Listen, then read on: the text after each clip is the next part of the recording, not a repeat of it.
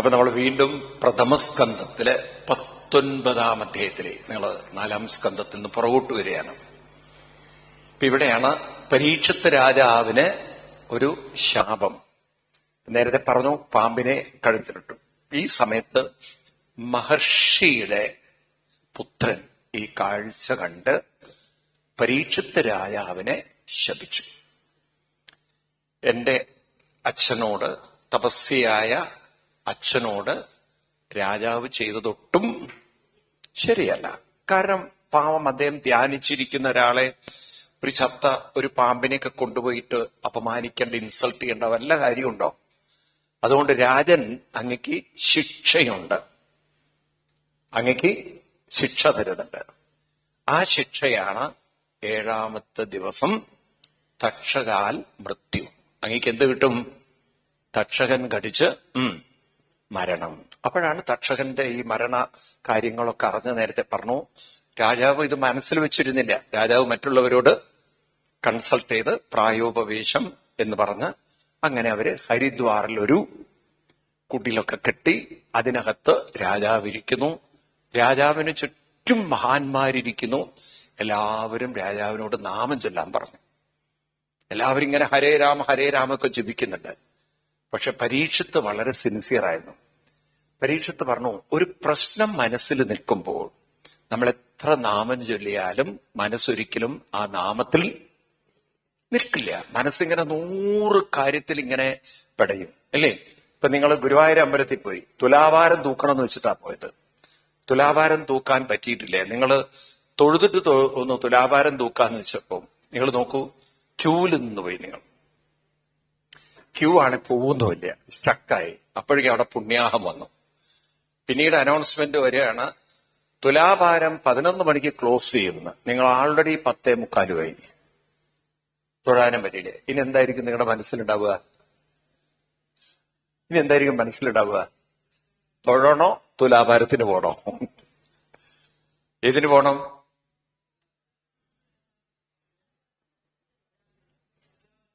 തുലാഭാരത്തിന് പോവാൻ നിൽക്കുക. ആ ക്യൂ തൊട്ട് പുറത്തും കടക്കാൻ പറ്റില്ല. എന്നാലോചിച്ചൊക്കെ അവസ്ഥ. അവിടെ ഇരുന്ന് തൊഴുത് ഇനിയിപ്പോ കഴിഞ്ഞു, അപ്പോഴേക്കും 12 നിങ്ങൾ അവിടെ ചെന്ന് എങ്ങനെങ്കിലൊക്കെ ക്യൂന്ന് പുറത്ത് ചാടി തുലാഭാരത്തിന്റെ അവിടെ എത്തിയപ്പോഴേക്കും ക്ലോസ് ചെയ്തു. പിന്നെ ദേവസ്വം ബോർഡാണ്, ഒരിക്കൽ അടച്ചാൽ തുറക്കില്ല. നമ്മുടെ പ്രൈവറ്റ് അമ്പലം പോലെയല്ല, അതടച്ചു. ഇവിടെയോട്ട് ക്യൂന്ന് പോരും ചെയ്തു. ഇനി ക്യൂ നിൽക്കണേ 3 മണിക്കൂർ നിൽക്കണം. അപ്പൊ എന്തായി? ഇതുമില്ല അതുമില്ല. ഇനിയിപ്പോ ആരാണ് കൂടെ? ഭർത്താവ് കൊണ്ട് വിചാരിക്കുക. ഭാര്യ പറഞ്ഞിട്ടാണ് ഈ ക്യൂന്ന് പുറത്തു വന്നത്. ഇനിയിപ്പോ അവിടെ എന്താ ഉണ്ടാവുക? ധർമ്മക്ഷേത്രേ 2 മുട്ട വഴക്ക്. ഞാൻ അപ്പോഴേ പറഞ്ഞ നിന്നോട് ആ ക്യൂന്ന് പുറത്തു വരണ്ട, അല്ലേ? ഇല്ലേ, പറയില്ലേ? അങ്ങോട്ടും ഇങ്ങോട്ടും ബഹളം വെച്ച് അവസാനം ശാന്തിയും സമാധാനത്തിനും പോയതാണ്. എവിടെ? ഗുരുവായൂര്. ശാന്തിയില്ല, സമാധാനമില്ല. അപ്പോൾ ഭർത്താവ് പറഞ്ഞു, എനിക്ക് വിശക്കണോ, ഓട്ടെ, നിങ്ങൾ എന്താ പോയി കഴിച്ചോളൂ പറയും. ഞാൻ റൂമിൽ പോവാൻ പോകണു. കഴിഞ്ഞു ജീവിതം. ഈ തരത്തിലൊക്കെ മനസ്സ് ഒരു കാര്യത്തെ ചെയ്യുമ്പോൾ വേറൊരു പ്രശ്നം മനസ്സിൽ കടന്നാൽ ആ ചെയ്യുന്ന കാര്യത്തിൽ മനസ്സ് നിൽക്കുകയില്ല. അത് മനസ്സിന്റെ സ്വഭാവമാണ്, അല്ലേ? ആണോ? നിങ്ങൾ രാവിലെ കല്യാണത്തിന് പോകാൻ വേണ്ടി ഒരുങ്ങുന്നതിന് മുമ്പ് വിഷ്ണു സഹസ്രനാമം ചൊല്ലുമ്പോൾ എന്തായിരിക്കും മനസ്സിലുണ്ടാവുക? വിഷ്ണുവായിട്ട് ഒരു ബന്ധവും ഉണ്ടാവില്ല. ഇതിന് എന്തെടുക്കണം, അതെടുക്കണോ, ഇതെടുക്കണോ. ഇപ്പോഴാണെങ്കിലൊക്കെ ഫാഷന്റെ യുഗവും. ഒരിക്കലും എടുത്ത സാധനം രണ്ടാമത് എടുക്കില്ല, ഇല്ലേ? അങ്ങനെയൊക്കെയുള്ളൊരു കാലഘട്ടമാണിത്. ഈ തരത്തിലൊക്കെ മനുഷ്യന്റെ മനസ്സ് വളരെ ചഞ്ചലമാണ്. അപ്പം ഇവിടെ പരീക്ഷത്ത് പറയാണ്, നിങ്ങൾക്ക് എന്നോട് നാമൊക്കെ ചൊല്ലാൻ പറയാൻ പറ്റും, പക്ഷെ ഞാൻ നാമത്തിലൊന്നും ഏകാഗ്രമാവാൻ പറ്റാതെ കഷ്ടപ്പെടുകയാണ്. അപ്പൊ ഇതിനെന്താ ഒരു വഴി? ആർക്കൊരുത്തരം പറഞ്ഞു കൊടുക്കാൻ പറ്റിയില്ല. അപ്പോഴാണ് അങ്ങോട്ട് വേദവ്യാസ മഹർഷിയുടെ പുത്രൻ ശ്രീശുക ബ്രഹ്മർഷി. ഈ ശ്രീശുക ബ്രഹ്മർഷിയെ കണ്ടതും അവധൂതനാണ്. എല്ലാവരും എണീറ്റു. പരീക്ഷത്ത് എണീറ്റ് താനിരുന്ന ഉയർന്ന ഇരിപ്പിടം ശ്രീശുക ബ്രഹ്മർഷിക്ക് കൊടുത്ത് അദ്ദേഹത്തിന്റെ താഴെ ഇരുന്നു. അവിടെ വെച്ച് പരീക്ഷത്ത് മഹാരാജാവ് ശ്രീശുക ബ്രഹ്മർഷിയോട് ചോദിക്കുന്ന ചോദ്യമാണ് ഭാഗവതത്തിന് ഒരു ജന്മം നൽകാൻ കാരണം. അപ്പൊ ഭാഗവതം എന്ന് പറയുന്ന കൃതി പരീക്ഷത്തിന് ശ്രീശുഖ ബ്രഹ്മർഷി പറഞ്ഞു കൊടുക്കാൻ കാരണമായൊരു ശ്ലോകമുണ്ട്. ഏതാ ശ്ലോകം? അത് പഠിക്കണം നിങ്ങള്. 1-ാം സ്കന്ധം 19-ാം അധ്യായം 37-ാമത് ശ്ലോകം. അപ്പൊ നമുക്ക് നോക്കാം ഈ ഭാഗവതം എത്ര റിലവന്റ് ആണ് ഈ കാലഘട്ടത്തിൽ, മോഡേൺ ടൈമിൽ. ആ ചോദ്യം നോക്കിയാലേ നിങ്ങൾക്ക് മനസ്സിലാവുള്ളൂ. നിങ്ങൾ ആരെങ്കിലും ശ്രദ്ധിച്ചിട്ടുണ്ടോ ആ ചോദ്യം? ചോദ്യം ശ്രദ്ധിച്ചിട്ടുണ്ടോ ആരെങ്കിലും മുമ്പ്? നിങ്ങൾ കേൾക്കുന്നില്ലേ ഞാൻ പറയണത്? കാത് കേൾക്കുന്നില്ലേ? മുമ്പ് ആ ചോദ്യം ശ്രദ്ധിച്ചിട്ടുണ്ടോ? ചോദ്യം ശ്രദ്ധിച്ചിട്ടുണ്ടോ? ഇല്ല, ഇതുവരെ ശ്രദ്ധിച്ചിട്ടില്ല ആരും. അപ്പൊ എന്താണ് ആ ചോദ്യം? അധപൃച്ഛാമി, വായിക്കൂ, നിങ്ങൾ പുസ്തകം നോക്കി വായിക്കൂ, നിങ്ങളുടെയൊക്കെ കയ്യിൽ പുസ്തകം ഉണ്ടല്ലോ. അധപൃച്ഛാമി സംസിദ്ധിം യോഗിനാം പരമം ഗുരും പുരുഷസ്യേഹ യത്കാര്യം മ്രിയമാണസ്യ സർവത. ഇനി ശ്രദ്ധിക്കാനാണ്. മഹാത്മാവേ, അഹം പൃച്ഛാമി, ഞാൻ ചോദിക്കുന്നു.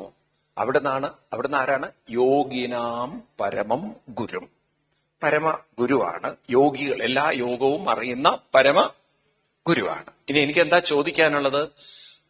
പുരുഷ ഇഹ യത് കാര്യം. പുരുഷൻ എന്ന വാക്കിന് അർത്ഥം മൈൻഡ് എന്നർത്ഥം.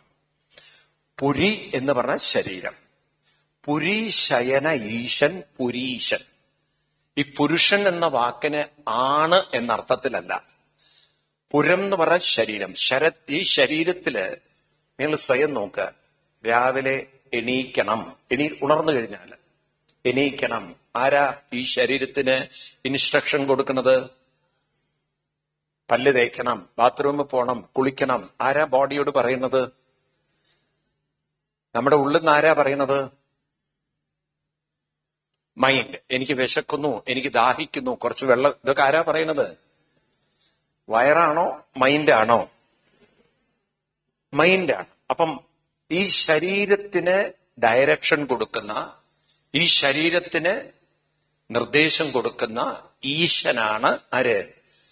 പുരം എന്ന് പറഞ്ഞാൽ നവദ്വാരേ പുരം. ഈ പുരത്തിൽ ശയിക്കുന്ന ഈശൻ, അതാണ് പുരീശൻ. പുരീശനെയാണ് സംസ്കൃതത്തിൽ പുരുഷൻ എന്ന് പറയാം. അപ്പൊ മൈൻഡിനെയാണ് എന്ത് പറയുക? പുരുഷൻ എന്നുള്ളത്. എന്താണ്? അതുകൊണ്ടാണ് നമ്മളെ വിളിക്കുക പുരുഷ പ്രകൃതി സംയോഗം എന്ന് പറയും. പുരുഷൻ എന്ന് പറഞ്ഞാൽ മൈൻഡ്, പ്രകൃതി പറഞ്ഞാൽ പ്രകൃതിയുടെ ഭാഗമായത് ഏതാണ്? പ്രകൃതി പറഞ്ഞാൽ എപ്പോഴും മാറ്റമുള്ളത്. ഈ ശരീരത്തിന് എപ്പോഴും ഇപ്പൊ പ്രകൃതി, പുരുഷ പ്രകൃതി സംയോഗം എന്ന് പറഞ്ഞാൽ സൂക്ഷ്മ ശരീരവും സ്ഥൂല ശരീരവും തമ്മിലുള്ള സംയോഗമാണ്. അപ്പൊ നമ്മൾ ഓരോരുത്തരും ആന്തരികമായി ആരാണ്? കൂടെ വന്നില്ല നിങ്ങൾ, മനസ്സിലായില്ലേ? ഗീത എടുക്കും, ഭഗവത്ഗീത. ഭഗവത്ഗീതയില് 15-ാമത്തെ എടുക്കുക. അപ്പൊ നിങ്ങൾക്കത് മനസ്സിലാവാൻ വേണ്ടിയിട്ട്, ഈ പുരുഷൻ എന്നുള്ള വാക്ക് മനസ്സിലാക്കാൻ വേണ്ടിയിട്ട്, അവിടെ 15-ാമത്തെ മൂന്ന് പുരുഷന്മാരെ കുറിച്ച് പറയും. ഏതൊക്കെയാണ്? ദ്വാവിമോ പുരുഷോ ലോകേ ക്ഷരക്ഷാക്ഷര ഏവച്ച് ക്ഷരസർവാണി ഭൂതാനി.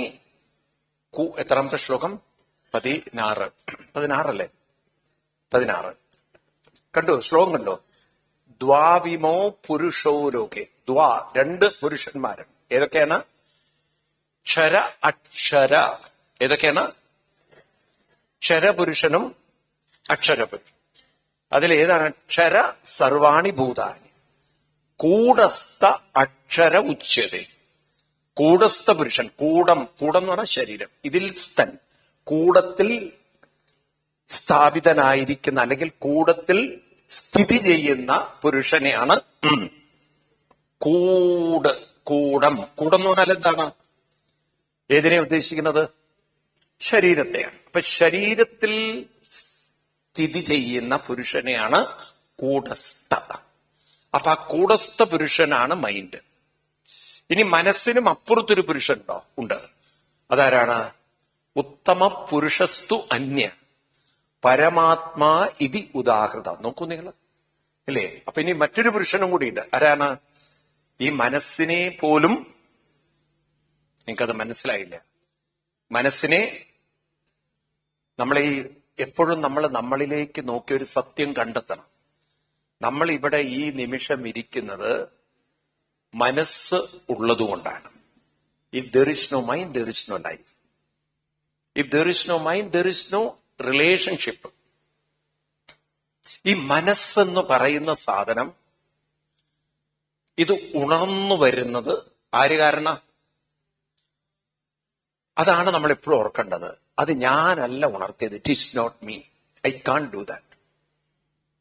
ഞാനല്ല മനസ്സിനെ, ഉറക്കെ പറയൂ, ഉണർത്തുന്നത്. നമ്മൾ പോലും മനസ്സുണർന്നതിന് ശേഷമാണ് ഉണർന്നു എന്ന് അറിയുന്നത്, അല്ലേ? Only after the mind wake up നമ്മൾ we realise that we woke up. ഞാൻ എണീറ്റു കഴിഞ്ഞു. പക്ഷെ ആരാ മനസ്സിനെ ഉണർത്തിയത്? അത് നമ്മൾ എപ്പോഴും ഓർക്കണം. ഗീതയിലെ ഈ ശ്ലോകം വിടരുത്. 10:8 എപ്പോഴും ഓർക്കണം. അഹം സർവസ്യ പ്രഭവ. ഭഗവാൻ പറയുന്നു, എല്ലാം പ്രവഹിക്കുന്നത്, ആരംഭിക്കുന്നത് എവിടെ നിന്നാണ്? അഹം സർവസ്യ പ്രഭവ. പ്രഭവം, പ്രഭവ കേന്ദ്രം. എല്ലാം ആരംഭിക്കുന്നത് ആരിൽ നിന്നാണ്? ഭഗവാനിൽ നിന്നാണെങ്കിൽ മനസ്സ് ഉണർന്നു വരുന്നത് ആരിൽ നിന്നാണ്?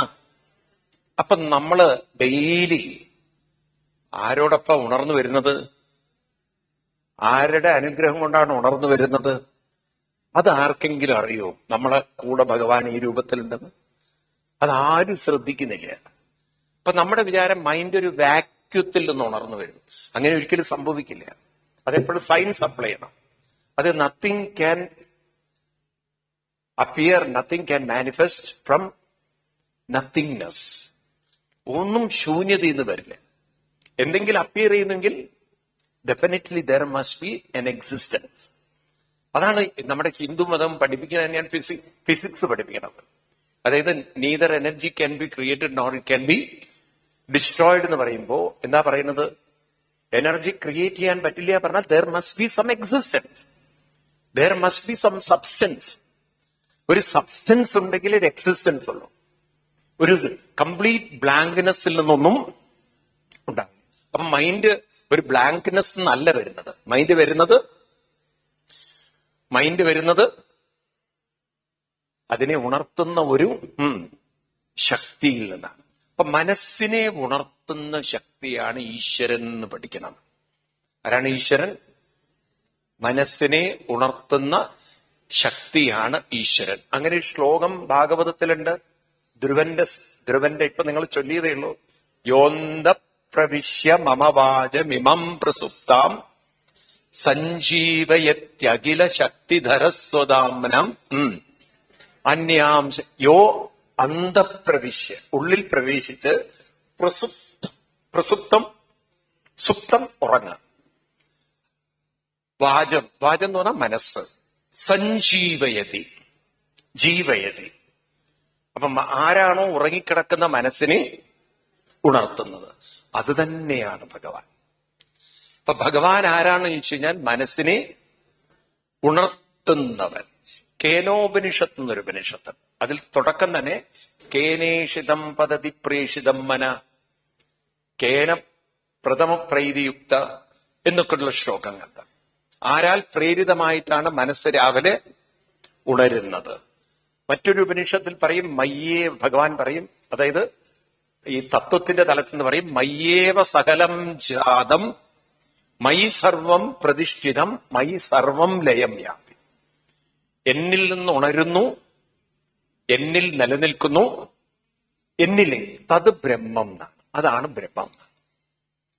ഈശാവാസ്യ ഉപനിഷത്ത് എന്നൊരു ഉപനിഷത്ത്, അവിടെ പറയും ഏതോ ഇമാനി ഭൂതാനി ജായന്തേ ഏന ഭൂതാനി ജീവന്തി തത് പ്രവിശ്യന്തി ഇതി.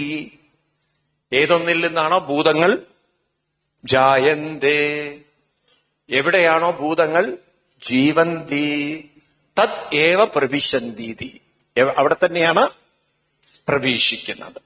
മനസ്സിലാവുണ്ടോ? നമ്മള് മാത്തമെറ്റിക്സ് ഓർത്താൽ മതി. 0 എന്നുള്ള ഫിഗറിൽ നിന്നാണ് 1 വരുന്നത്. 0 എന്ന് പറഞ്ഞാൽ എന്താണ്? ഇൻഫിനിറ്റ് വാല്യൂ എന്നാണ്. That value you cannot decide.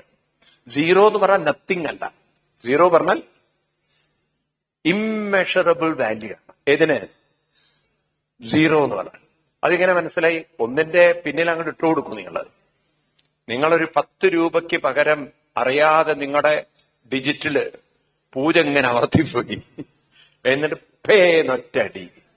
നല്ല ഭാഗ്യത്തിന് ബാങ്കിൽ പൈസ ഇല്ലാത്തതുകൊണ്ട് രക്ഷപ്പെട്ടു. ചില സമയത്ത് അങ്ങനെ ചില മൊബൈലൊക്കെ സ്റ്റക്കായിട്ട് അപകടം വരും.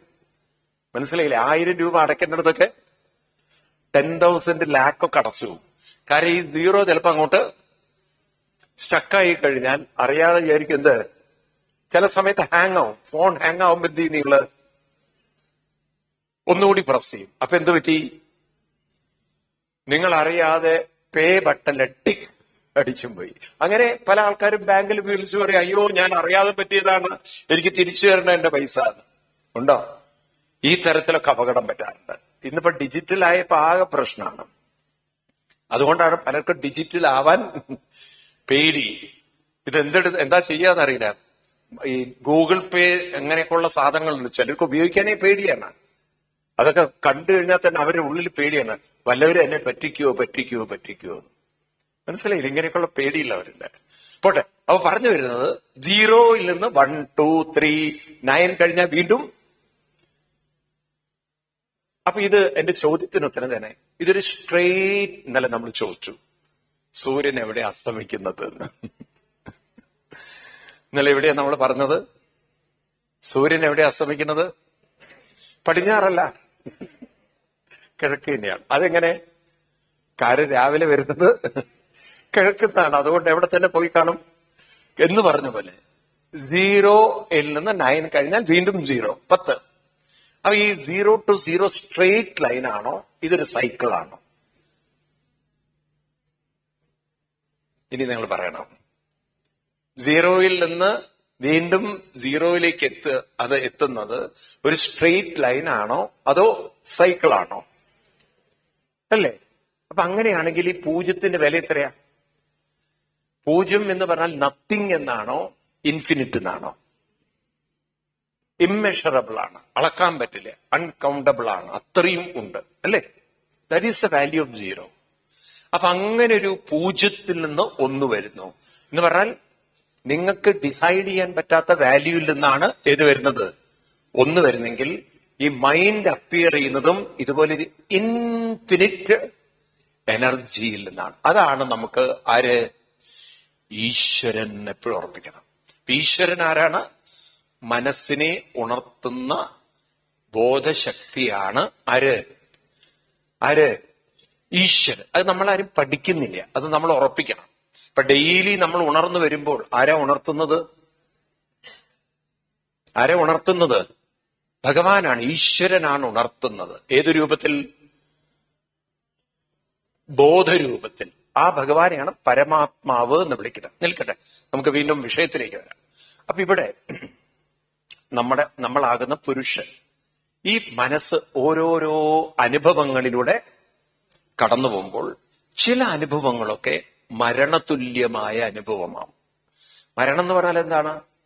ഡെത്ത് എന്നുള്ള അർത്ഥത്തിലല്ല, ഈക്വൽ ടു ഡെത്ത് എന്ന് പറഞ്ഞാൽ sometime it is very embarrassing, very painful, torturing, very disturbing, very distracting. അങ്ങനെയൊക്കെയുള്ളൊരു അനുഭവത്തെയാണ് മ്രിയമാണെന്ന് പറയുക. ഇപ്പൊ പുരുഷസ്യേത്കാര്യം മ്രിയമാണസ്യ, മനസ്സ് വളരെ ഡിസ്റ്റർബ്ഡ് ആയിട്ടിരിക്കുമ്പോൾ ആ ഡിസ്റ്റർബ്ഡ് മൈൻഡിനെ എങ്ങനെയാണ് ഞാൻ മാറ്റി എടുക്കേണ്ടത്? യത്കാര്യം, ഏത് കാര്യമാണ് എനിക്ക് ആ അവസ്ഥയിൽ നിന്നും, ഏത് കാര്യം, ഞാൻ എന്താണ് അതിന് ചെയ്യേണ്ടത്? എന്ത് ചെയ്യേണ്ടത്? മ്രിയമാണസ്യ മനസ്സിനെ ഞാൻ എന്താ ചെയ്യേണ്ടത് ചോദിച്ചു കഴിഞ്ഞാൽ എന്താ അർത്ഥം? When the mind is creating so much havoc in the system, അല്ലെങ്കിൽ when the mind is creating lot of problem, ഞാൻ എന്താ ചെയ്യേണ്ടതെന്ന് പറഞ്ഞാൽ എന്താ അർത്ഥം? വാട്ട് ഐ ഷുഡ് ഡു എന്ന് പറഞ്ഞാൽ എന്താ അർത്ഥം? ഞാൻ ആ പ്രോബ്ലത്തെ സോൾവ് ചെയ്യണമെന്നാണോ? ആ പ്രോബ്ലം വരരുത് എന്നാണോ? ആ പ്രോബ്ലം ദൈവം മാറ്റിത്തരണം എന്നാണോ? ഞാൻ എങ്ങനെയാണ് അതിനെ ഓവർകം ചെയ്യേണ്ടത്, അല്ലേ? ഞാൻ അതിനെ എങ്ങനെയാണ് ഓവർകം ചെയ്യുന്നത്? വളരെ ശ്രദ്ധിക്കും നിങ്ങൾ. ഇവിടെയാണ് നമ്മൾ ഹിന്ദുക്കൾ പഠിക്കാതെ പോയത്, നമ്മൾ പറഞ്ഞു കൊടുക്കാതെ. നമ്മളൊക്കെ ദൈവത്തോട് പ്രാർത്ഥിക്കുകയാണ്. എന്താ പ്രാർത്ഥിക്കുന്നത്? ദൈവമേ, എനിക്ക് ഒരു പ്രോബ്ലവും തരരുത് എന്ന്. അപ്പൊ ദൈവം ചോദിക്കും, പിന്നെ ആർക്കാ കൊടുക്കേണ്ടത്? അപ്പുറത്ത് കൊടുത്തോളൂ എന്ന്. ചില സമയത്ത് സദ്യയൊക്കെ വിളമ്പുമ്പോൾ നിങ്ങൾക്ക് ഇഷ്ടമല്ലാത്തൊരു വിഭവം, അവിയൽ അവിയൽ അവിയൽ അവിയൽ നിങ്ങൾക്ക് ഇഷ്ടമല്ലായിരിക്കും, എന്തെങ്കിലും സാധനം, നിങ്ങൾ എന്ത് പറയും? ഇപ്പുറത്ത് വേണ്ട, അപ്പുറത്ത് ആർക്കാച്ചാ കൊടുത്തോളൂ എന്ന് പറഞ്ഞ പോലെ പ്രോബ്ലങ്ങൾ ഇല്ലാതാക്കാൻ ദൈവത്തിന് പറ്റുമോ? നിങ്ങൾ എന്താ സൈലന്റ് മോഡിൽ പോണു? പറ്റുമോ? പറ്റില്ലേ? പ്രോബ്ലങ്ങൾ ഇല്ലാതാക്കാൻ ദൈവത്തിന് പറ്റുമോ? പറ്റുമോ? എത്ര പേർക്ക് ഉറപ്പുണ്ട് പറ്റില്ല എന്ന്? പക്ഷെ നിങ്ങൾ കുട്ടികളോടൊക്കെ എന്താ പറഞ്ഞു കൊടുത്തത്? ഈ പ്രോബ്ലങ്ങളൊക്കെ ആര് സോൾവ് ചെയ്യും? അങ്ങനെ പറഞ്ഞു കൊടുത്തിട്ടുണ്ടോ? പറഞ്ഞു കൊടുത്തിട്ടുണ്ടോ? അപ്പൊ നിങ്ങൾക്ക് അടിയുടെ കുറവല്ലേ? തെറ്റല്ലേ പറഞ്ഞു കൊടുത്തത്, അല്ലേ? ദൈവത്തിന് സോൾവ് ചെയ്യാൻ പറ്റുകയാണെങ്കിൽ രാമന്റെ ജീവിതം എടുത്തു നോക്കൂ നിങ്ങൾ. പാവം, മര്യാദയ്ക്കൊരു ജീവിതം അദ്ദേഹത്തിന് ഉണ്ടായിട്ടുണ്ടോ? കല്യാണം കഴിഞ്ഞ് കുറച്ച് കഴിഞ്ഞ് പട്ടാഭിഷേകത്തിന് റെഡിയാകുമ്പോഴേക്കും കാട്ടിൽ പറഞ്ഞയച്ചു. കാട്ടിൽ കഴിഞ്ഞ് അത് കഴിഞ്ഞ് തിരിച്ചു വരുമ്പോഴേക്കും സീതയുടെ കാര്യത്തിൽ ഒരു തീരുമാനമായി. സീത ഗർഭിണിയായപ്പോ സീതയെ കാട്ടിലുപേക്ഷിച്ചോ? എന്റെ ദൈവമേ, ഇങ്ങനത്തെയൊക്കെ പൊട്ടത്തരം പറയരുത്. കാട്ടിലുപേക്ഷിച്ചോ? വാത്മീകി ആശ്രമത്തിൽ കൊണ്ടാക്കി. അത് കഴിഞ്ഞ് 16 കൊല്ലം സീത, ആദ്യം 14 കൊല്ലം, പിന്നെ സീത എത്ര കൊല്ലം? കാരണം ഈ 16ാമത്തെ വയസ്സിലാണ് ലവകുശന്മാര് രാമനെ കാണുന്നത്. എത്ര വയസ്സില്? ആലോചിച്ച് നോക്കൂ ആ സീതയുടെ ജീവിതം. കാട്ടിൽ തന്നെ 16ഉം 14 എത്രയായി? 30 കൊല്ലം രാമന്റെ കൂടെ സീത ശരിക്കു പറഞ്ഞാണ്ടായ. അവര് കാട്ടിൽ താമസിക്കുമ്പോഴും ഒരു ഗൃഹസ്ഥരായിട്ടല്ല ജീവിച്ചത്. അങ്ങനെ ജീവിക്കാൻ പറ്റില്ല. ഈ രീതിയിലൊക്കെ ജീവിച്ച ആളായിരുന്നു ആര്? രാമൻ. നല്ല ജീവിതമായിരുന്നു. രാമൻ നിങ്ങളെ കണ്ടു പറയാണ്, ശരി, നിങ്ങളുടെ പ്രോബ്ലം ഞാൻ തീർത്തിരിക്കുന്നു, പക്ഷെ എന്നെപ്പോലെ നിങ്ങൾക്ക് അവസ്ഥ ഉണ്ടാവട്ടെ എന്ന്. ആരെങ്കിലും പറയോ വേണമെന്ന്? ആരെങ്കിലും പറയോ? ഇനിയിപ്പോ കൃഷ്ണന്റെ കാര്യം എടുത്തു നോക്കൂ, അതിലും കഷ്ടം. കൃഷ്ണന്റെ കാര്യം അതിലും കഷ്ടല്ലേ? ജനിച്ചത് ജയിലില്, പിന്നെ അങ്ങോട്ട് നോക്കുമ്പോൾ അമ്മാവനെയും ശരിയാക്കേണ്ടി വന്നു. പിന്നെ അത് കഴിഞ്ഞ് അതിന്റെ പേരില് ജരാസന്ധനുമായിട്ടുള്ള യുദ്ധം. 16 കൊല്ലം ആരായിട്ട് യുദ്ധം? ആ ജരാസന്ധനെ കൃഷ്ണന് കൊല്ലാൻ പറ്റിയിട്ടില്ല. എന്നിട്ട് കൃഷ്ണൻ ജരാസന്ധനെ ഭയന്ന് എവിടെ പോയി? ദ്വാരകയിൽ പോയി. അവിടെ എല്ലാം കെട്ടിയുണ്ടാക്കി അവസാനം ആ ദ്വാരക പോലും ലാസ്റ്റ് നോക്കൂ നിങ്ങൾ. ഇങ്ങനെ ഒരു ജീവിതം ആർക്കുണ്ടായി? കൃഷ്ണനുണ്ടായി. കൃഷ്ണന്റെ കുലം തന്നെ ലാസ്റ്റ് ഇല്ലാതെ എന്നാ ഭാഗവതം പറയുന്നത്. നല്ല ജീവിതമായിരുന്നു. നല്ല ജീവിതമായിരുന്നോ? ആയിരുന്നോ? അല്ല. എല്ലാവർക്കും ഇതുപോലുള്ള അനുഭവങ്ങളുണ്ട്. ഇപ്പൊ അവതാര പുരുഷന്മാരായാലും എന്തുണ്ട്? നല്ലതുമുണ്ട്, ചീത്തതുമുണ്ട്. ഉണ്ടോ ഇല്ലയോ?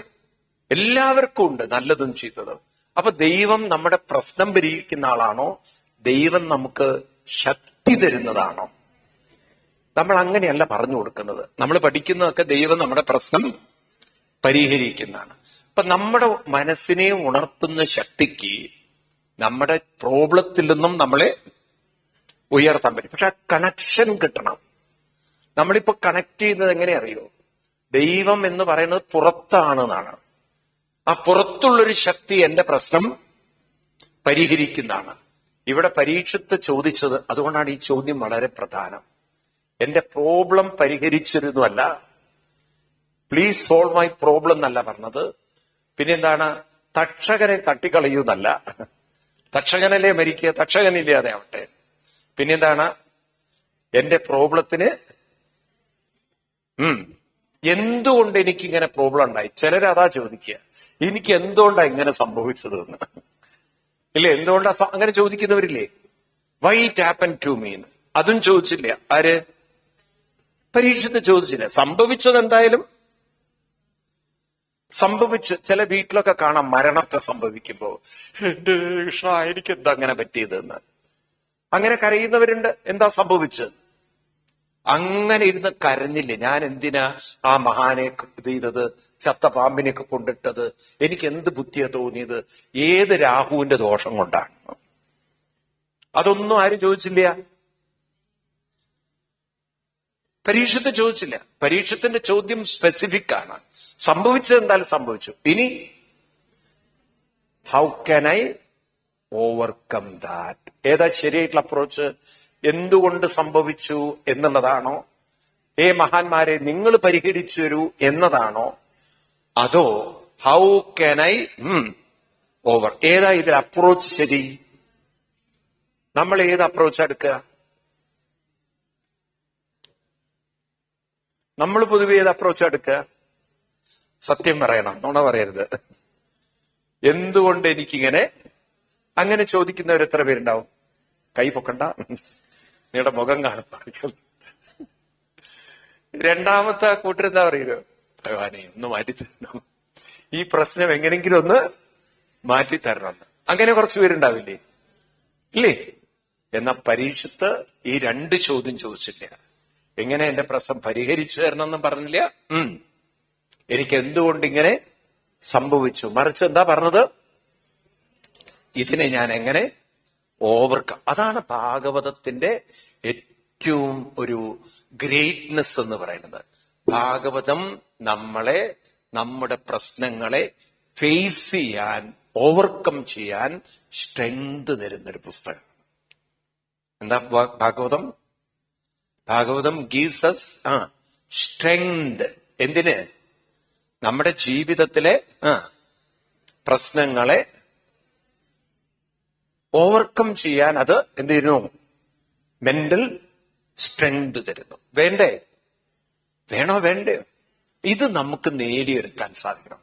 ഇത് പറയാൻ എളുപ്പമാണ്, അത്ര എളുപ്പത്തിൽ കിട്ടുന്നതല്ല. എന്നാ പിന്നെ ഇവിടെ എങ്ങനെയല്ലല്ലോ, ഇത് അത്ര ഈസി ആണെങ്കിൽ. അപ്പൊ ഇത് കേട്ടപ്പോ ശ്രീശുക ബ്രഹ്മർഷി മറുപടി പറയാണ്. രണ്ടാമത്തെ സ്കന്ധത്തില് ഫസ്റ്റ് ശ്ലോകം നോക്കൂ നിങ്ങൾ. വരീയാനേഷതേ പ്രശ്ന. ഹേ രാജൻ, അങ്ങയുടെ പ്രശ്നമുണ്ടല്ലോ, ചോദ്യം, ഈ ഒരു പ്രശ്നം, അത് വളരെ അങ്ങ് ചോദിച്ചത് ശരിക്കും എല്ലാവരും അറിയേണ്ടത് തന്നെയാണ്, ആദരിക്കേണ്ടത് തന്നെയാണ്. ലോകഹിതം നൃപ എന്നാണ്. അങ്ങയുടെ ഈ ചോദ്യം ലോകത്തിന് മുഴുവൻ ഉപകാരം ചെയ്യും. കാരണം ലോകത്തിലുള്ളവർക്കും ഇതുപോലെ പല പ്രശ്നങ്ങളും, മാനസികമായിട്ട് അപ്സെറ്റ് ആവുന്ന പല പ്രശ്നങ്ങളും ഉണ്ടാവും. ശരിക്കും പറഞ്ഞാൽ നമ്മുടെ കുട്ടികളെ നമ്മൾ ഈ ഒരു സ്പിരിച്വൽ ഒരു അവയർനെസ്സിലൂടെയാണ് വളർത്തിയതെങ്കിൽ അവരുടെ പ്രശ്നങ്ങളെ അവര് ഈസി ആയിട്ട് ഫേസ് ചെയ്യുമായിരുന്നു. നിങ്ങൾ നോക്കൂ, ഇന്ന് നമ്മുടെ ഹിന്ദു കമ്മ്യൂണിറ്റിയിൽ ഡൈവേഴ്സ് കൂടി വരികയാണ്, അല്ലേ? കൂടുതലാണ്. പഴയതുപോലെ മാരേജ് ലൈഫ് അത്ര ഈസി ഒരു ഗെറ്റ് ലോങ് അല്ല, ആണോ? കാരണം വെച്ചാൽ മിസ്അണ്ടർസ്റ്റാൻഡിങ്ങും ഈഗോയും അരഗൻസും പിന്നെ വേണ്ടാത്ത റിലേഷൻഷിപ്പ് ഒക്കെ ഇന്ന് പണ്ടത്തേതിനേക്കാളും കൂടുതലാണ്. സ്കൂളിൽ പഠിക്കുമ്പോഴേ ഗേൾ ഫ്രണ്ടും ബോയ് ഫ്രണ്ടാണ്. പിന്നെ കല്യാണം കഴിക്കുന്ന വേറെ ആളായി കഴിഞ്ഞാലും ഇവരെന്തെയും കല്യാണം കഴിച്ചാലും ഗേൾ ഫ്രണ്ടിനെയും ബോയ് ഫ്രണ്ടിനെയും ഇരുന്ന് തോണ്ടിക്കൊണ്ടിരിക്കും. ഇത് മറ്റൊരാൾ കാണുമ്പോ എന്തായി? അപ്പൊ എന്തായി? കുടുംബജീവിതത്തിനെ ഡിസ്റ്റർബ് ചെയ്യോ? ഉറക്കെ പറയൂ നിങ്ങൾ. ഡിസ്റ്റർബ്. കുറെ സംശയം ഇന്ന് കൂടുതലാണ് മനുഷ്യ ലൈഫിൽ, ആണോ? പറയൂ. സ്നേഹം മറ്റൊരാളോടാണ്, കൂടുതൽ സമയം സ്പെൻഡ് ചെയ്യുന്നത് മറ്റൊരാളുടെ കൂടെയാണെന്നൊക്കെയുള്ള ഒരു തോന്നൽ പലർക്കും ഉണ്ട്. ഉണ്ടോ ഇല്ലയോ? പറയൂ. ഉണ്ട്. പിന്നെ മറ്റു ഘടകങ്ങൾ, ഫിനാൻഷ്യൽ ഘടകങ്ങള്, ചിലവെപ്പോഴാണെങ്കിൽ വേണ്ടത്ര ഒരു സപ്പോർട്ട് ഉണ്ടാവില്ല, ഹെൽപ്പിംഗ് മൈൻഡ് ഉണ്ടാവില്ല ബോയ്സിന്റെ അടുത്തുനിന്ന്. അപ്പൊ പെൺകുട്ടി തന്നെ എല്ലാ കാര്യങ്ങളും ചെയ്യണം. ഇവൻ അവിടെ ഇരുന്നിട്ട് ഇത് തോണ്ടിക്കൊണ്ടിരിക്കും. ആ പെണ്ണിനാണെങ്കിൽ പ്രസവിക്കണം, പ്രസംഗിക്കണം, കുടുംബം കൊണ്ട് നടക്കണം, വീട് കൊണ്ട് നടക്കണം, ബാത്റൂം ക്ലീൻ ചെയ്യണം, ഭക്ഷണം ഉണ്ടാക്കണം. ഇതെല്ലാം കൂടി ചെയ്യുമ്പം ഇവനിരുന്ന് തോണ്ടുമ്പോ ഇവരുടെ ഉള്ളിൽ നിന്ന് ഭദ്രകാളി പുറത്തേക്ക് വരും. ഇവരെ ദാരുകനെ പോലെ കീറിയിട്ടുണ്ടാവും, ഇല്ലേ? അതെന്താ കാരണം? അവനും മനസ്സിലാക്കണം എന്നെ പോലെ ഇവൾക്കും കുറെ ബുദ്ധിമുട്ട് ഉണ്ട്. അപ്പൊ ആ കാര്യങ്ങളൊക്കെ നമ്മുടെ കുട്ടികൾ പലപ്പോഴും കണ്ടറിഞ്ഞ് ചെയ്യാൻ മാത്രം ട്രെയിൻഡ് അല്ല. കുറെ കുട്ടികൾ പാമ്പേർഡ് ആണ്. അമ്മമാര് വല്ലാതെ ഇങ്ങോട്ട് 12ാം ക്ലാസ്സിൽ പഠിക്കുമ്പോഴും ഇതിന് വായൽ ഉരുട്ടി കൊടുക്കും കഴിക്കടാന്ന്. അപ്പൊ അവൻ വിചാരിക്കും കല്യാണം കഴിഞ്ഞാൽ അവൾ ഉരുട്ടി തരും, പക്ഷെ അവള് വേറെ ഉരുട്ടലാണെന്ന് മാത്രമാണ്. അതിവനെ അറിയില്ലായിരുന്നു. അല്ല, ഈ തരത്തിൽ എങ്ങനെ മനുഷ്യ ജീവിതത്തെ വളരെ കംഫർട്ടബിൾ വളർത്തുമ്പോ ഒരു ഡിസ്കംഫർട്ട് ആക്സെപ്റ്റ് ചെയ്യാൻ പെട്ടെന്ന്, അപ്പൊ ഒരു ഇന്റലിജൻസ് വേണം അല്ലേ? കണ്ടറിഞ്ഞ് ചെയ്യാനുള്ള എന്ത് വേണം? ബുദ്ധി. അത് നമ്മുടെ കുട്ടികളിൽ ഉണ്ടോ ഇല്ലയോ? എന്താ ഒന്നും മിണ്ടാത്തത്? നിങ്ങളുടെയൊക്കെ കുട്ടികൾക്ക് ഉണ്ടോ ഇല്ലയോ? സത്യം പറയണം, നുണ പറയരുത്. നമ്മുടെ കമ്മ്യൂണിറ്റിയിൽ കുട്ടികൾക്ക് അത് ഉണ്ടോ ഇല്ലയോ? താരതമ്യേന ജനറലി ഉണ്ടോ ഇല്ലയോ? ജനറലി ഉണ്ടായിരുന്നെങ്കിൽ ഇത്ര ഡിവേഴ്സ് വരില്ലല്ലോ. അപ്പൊ അതെന്താ കാരണം വെച്ചാൽ നമ്മൾ തെറ്റു പരിശീലിപ്പിച്ചു. നമ്മൾ ഭക്തി എന്ന് പറയുന്നത് അവരോട് പ്രേയർ ആക്കി. ഇപ്പൊ ഭക്തി എന്ന് പറയുന്നത് പ്രേയർ അല്ല. ഭക്തി എന്ന് പറയുന്നത് കണ്ടിന്യൂസ് ആയിട്ടുള്ള എഫേർട്ടാണ്, പ്രയത്നമാണ് ഭക്തി.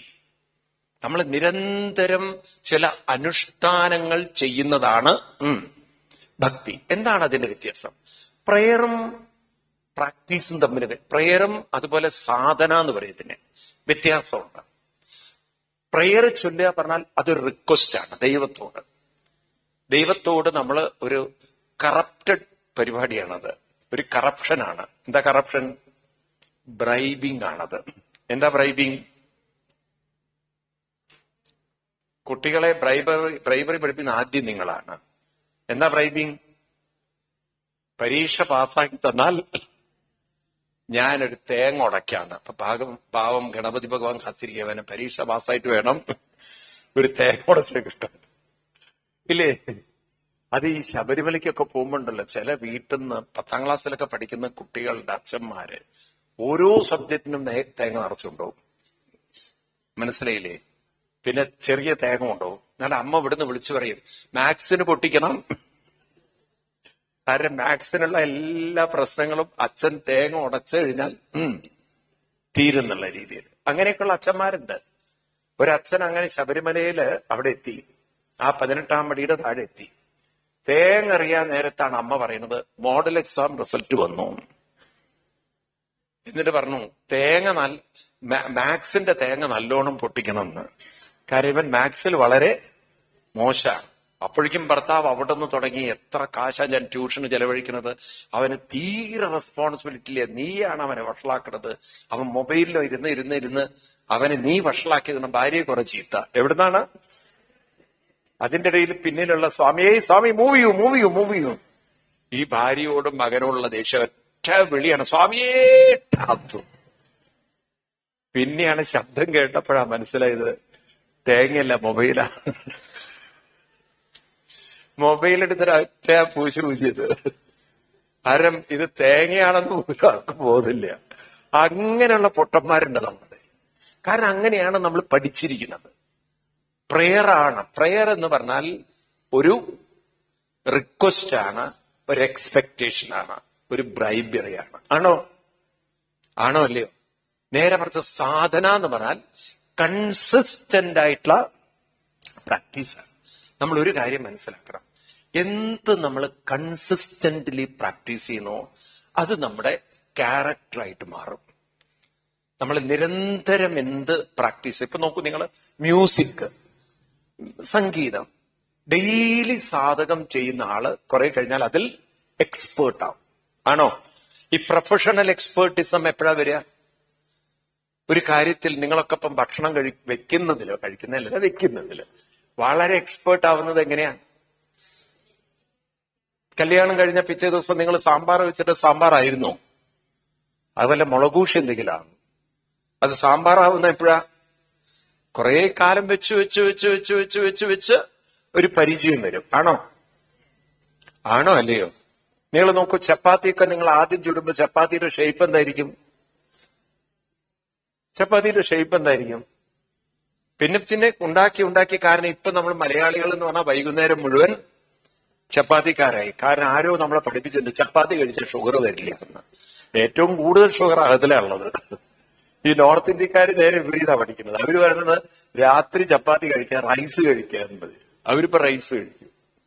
ഇതാണ് നമ്മുടെ അവസ്ഥ. പോട്ടെ. അപ്പോ ഇവിടെ എന്ത് നമ്മള് കണ്ടിന്യൂസ്ലി ചെയ്യുന്നുണ്ടോ അത് നമ്മുടെ സ്ട്രെങ്ത് ആയി മാറും. അപ്പൊ സ്ട്രെങ്ത് ഉണ്ടാവണമെങ്കിൽ എന്ത് വേണം? ഇത് നമ്മൾ കുട്ടികളെ പഠിപ്പിച്ചിരുന്നെങ്കിൽ റെഗുലർ ലളിതാ സഹസ്രനാമോ റെഗുലർ വിഷ്ണു സഹസ്രനാമോ അല്ലെങ്കിൽ ഒരു 108 തവണ ഡെയിലി നാമജപമൊക്കെ ഡെയിലി ചെയ്തിരുന്നെങ്കിൽ അത് കാലം കൊണ്ട് നമ്മുടെ ഉള്ളിൽ എന്താവും? സ്ട്രെങ്ത് ആവും. ഗീതയിൽ കൃഷ്ണൻ പറയും നഹി ജ്ഞാന 2 കാര്യങ്ങൾ. നഹി 4:38 നഹി ജ്ഞാനേന സദൃശം പവിത്രമിഹ വിദ്യതേ തത്സ്വയം യോഗസംസിദ്ധ കാലേന ആത്മനിവിന്ദതീന്ന്. എന്താ പറയുന്നത്? ഒന്ന് ജ്ഞാനം. എന്താ ജ്ഞാനം? ഇത് നമുക്ക് ഓർമ്മ വേണം. പ്രെയർ അല്ല നമുക്ക് വേണ്ടത്, പ്രാക്ടീസ് ആണ് വേണ്ടത്. അതിന്റെ പേരാണ് അഭ്യാസം. അതിന് ശരിക്കും വിളിക്കുന്ന പേരാണ് സാധന. എന്താണ്? നമ്മൾ സാധന ചെയ്യുക. സാധന ചെയ്യുക പറഞ്ഞാൽ റെഗുലറായിട്ട് ചില അനുഷ്ഠാനങ്ങൾ കൊണ്ടു നടക്കുമ്പോൾ ഈ യോഗം, ഈ പ്രാക്ടീസ് കാലേന ആത്മനി വിന്ദതി. ആത്മാവ് എന്ന് പറഞ്ഞാൽ ഇവിടെ അർത്ഥം മൈൻഡിനെ, വിന്ദതി. വിന്ദതി പറഞ്ഞാൽ ജയിക്കുന്ന അർത്ഥം. എന്ന് പറഞ്ഞാൽ എന്താ അർത്ഥം? കണ്ടിന്യൂസ് പ്രാക്ടീസ് കൊണ്ട് നമ്മുടെ ഉള്ളിൽ എന്ത് ജനറേറ്റ് ആവും? കൂടെ വന്നില്ലേ നിങ്ങള്? അപ്പൊ നിങ്ങൾ നോക്കൂ, മോട്ടോർ വൈൻഡിങ് പോലെയാണത്. മോട്ടോർ വൈൻഡിങ്ങിന്റെ ആ വൈൻഡിങ് കേബിൾ കൂടുന്തോറും അതിന്റെ ഹോഴ്സ് പവർ, ഇലക്ട്രിസിറ്റി കടത്തി വിടുമ്പോൾ അതിന്റെ ഹോഴ്സ് പവർ കൂടിക്കൂടി വരുന്നത് പോലെ ഇവിടെ നിരന്തരം അനുഷ്ഠാനം കൊണ്ടു നടക്കുമ്പോൾ ആ മൈൻഡില് എന്തുണ്ടാവും? അതിന്റെ റിസൾട്ട് എന്താണ്? ഈ അനുഷ്ഠാനം നമ്മുടെ ഉള്ളിൽ സ്ട്രെങ്ത് ആയി മാറും. അപ്പൊ എന്താ സ്ട്രെങ്ത് എന്ന് പറഞ്ഞാൽ? ശക്തി എന്ന് പറയുന്നത് എന്താണ്? അഭ്യാസത്തിൽ നിന്ന് രൂപപ്പെടുന്നതാണ് ശക്തി. ഏതിൽ നിന്നാണ്? അപ്പൊ നിരന്തരമായ സാധനയുള്ളവർക്കേ എന്തുണ്ടാവുള്ളൂ? മെന്റൽ പവർ ഉണ്ടാവുള്ളൂ. അപ്പൊ നമ്മുടെ കുട്ടികൾക്ക് മെന്റൽ പവർ ഉണ്ടാവണമായിരുന്നെങ്കിൽ എന്തു വേണ്ടിയിരുന്നു? പറയൂ.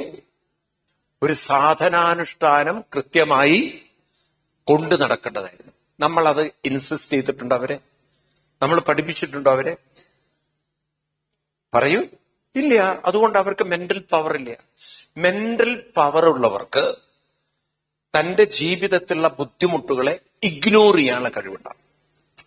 മെന്റലി കുറെ കേപ്പബിൾ ആവുമ്പോ ചില വിഷമങ്ങളെയൊക്കെ നമ്മൾ ഇഗ്നോർ. ഇപ്പം തന്നെ നോക്കൂ, നിങ്ങൾ തന്നെ ജീവിതത്തിൽ കുട്ടിക്കാലത്ത് അപ്സെറ്റായ പല കാര്യങ്ങളും പ്രായമായി മെച്ചൂർ ആകും തോറും നമ്മൾ അതത്രയൊന്നും കാര്യമാക്കില്ല.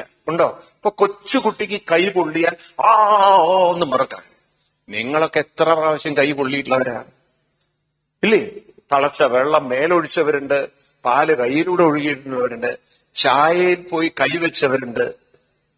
ഞാനൊരു വീട്ടിൽ ചെന്നപ്പം ആ വീട്ടില് ഞാൻ ചെന്ന പരിഭ്രമത്തിലുണ്ടല്ലോ, ചെന്ന പരിഭ്രമത്തില് ആ ഒരു സ്ത്രീ, അവരുടെ അമ്മ, അവരെന്ത് വെച്ചാല് ചായ ഉണ്ടാക്കുകയാണ്. അപ്പം ഈ നമ്മുടെ എന്താണ് അടുക്കളയുടെ, അവരുടെ അടുക്കള എങ്ങനെയാ വെച്ചാൽ അടുക്കളയുടെ സ്ലാബിന്റെ ഒരു സ്റ്റെപ്പ് മുകളിലാണ് വിൻഡോയുടെ ഫ്രെയിം വെച്ചത്. ഇപ്പൊ ഇവരെന്ന് വെച്ചാൽ ഈ പാത്രം വെച്ച് കഴിഞ്ഞാല് ഈ വിൻഡോയുടെ ഫ്രെയിമിന്റെ താഴെയാണ് പാത്രമൊക്കെ നിൽക്കുക.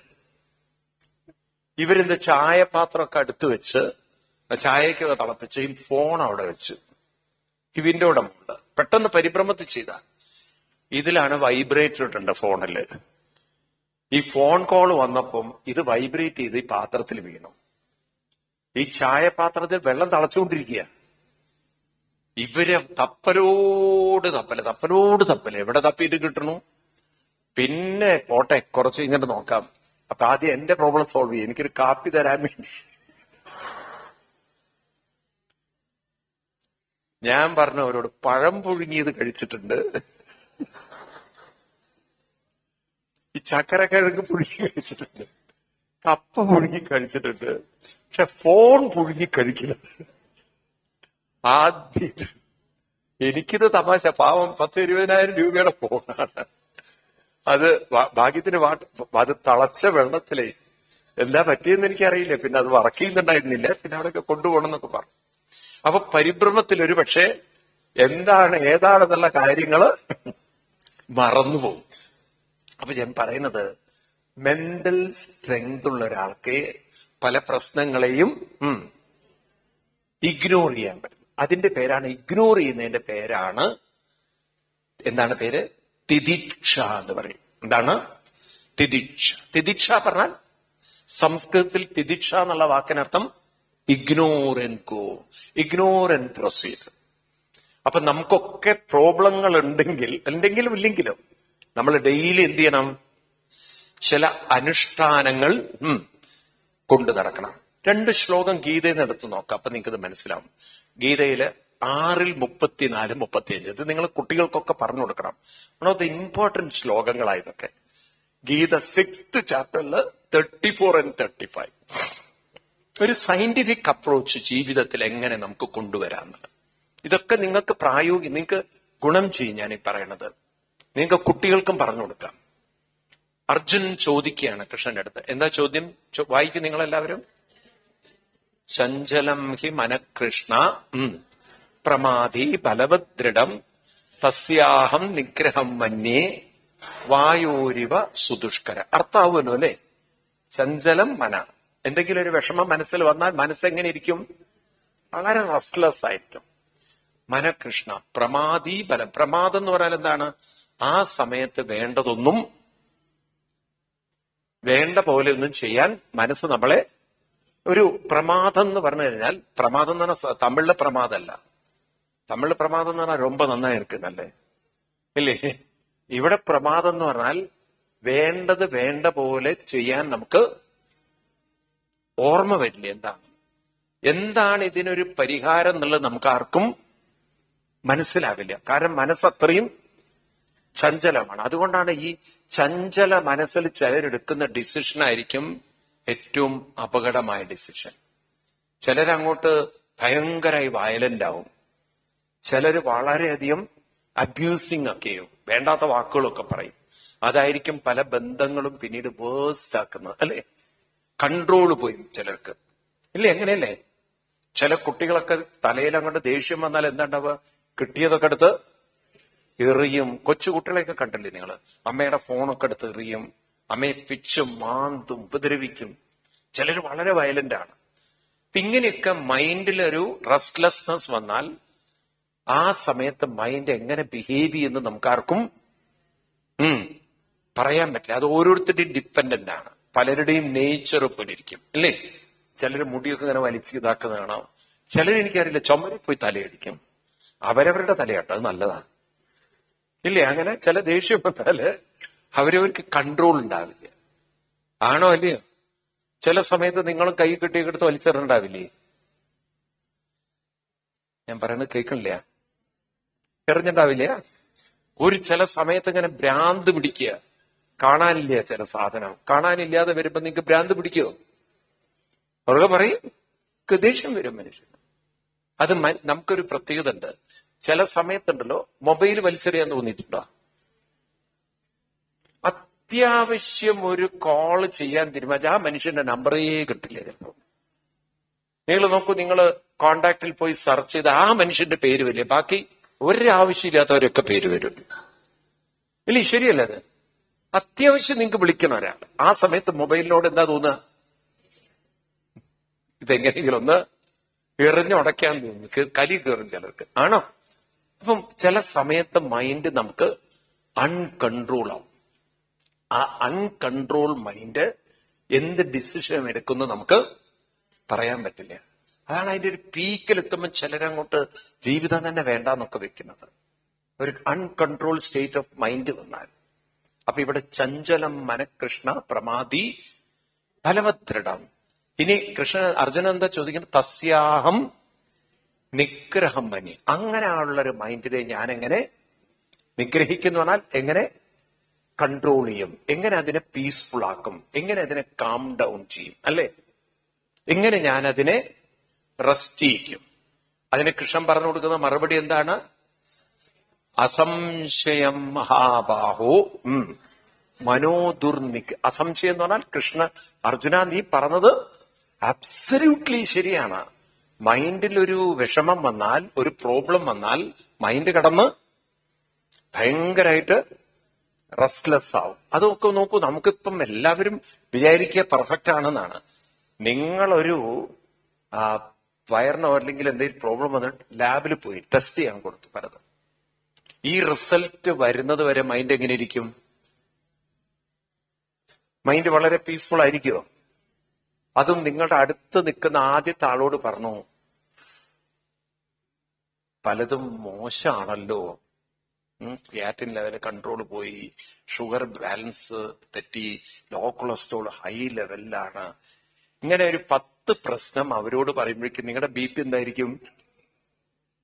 ഇത് നിങ്ങളുടെ പ്രശ്നമല്ല പറഞ്ഞത്, നിങ്ങളുടെ മുന്നിലുള്ള ആളെ പ്രശ്നം പറഞ്ഞത്. അപ്പോഴേക്കും തമാശ ഇതൊരു ഇത് പറയും. ഒരു ലേബർ ഹോസ്പിറ്റലില്, അപ്പൊ അവിടെ ആണുങ്ങൾ പുറത്ത് നിൽക്കുകയാണ്, അവരെ ഭാര്യമാരൊക്കെ ഇങ്ങനെ ഡെലിവറിക്ക് പോയിരിക്കുകയാണ്.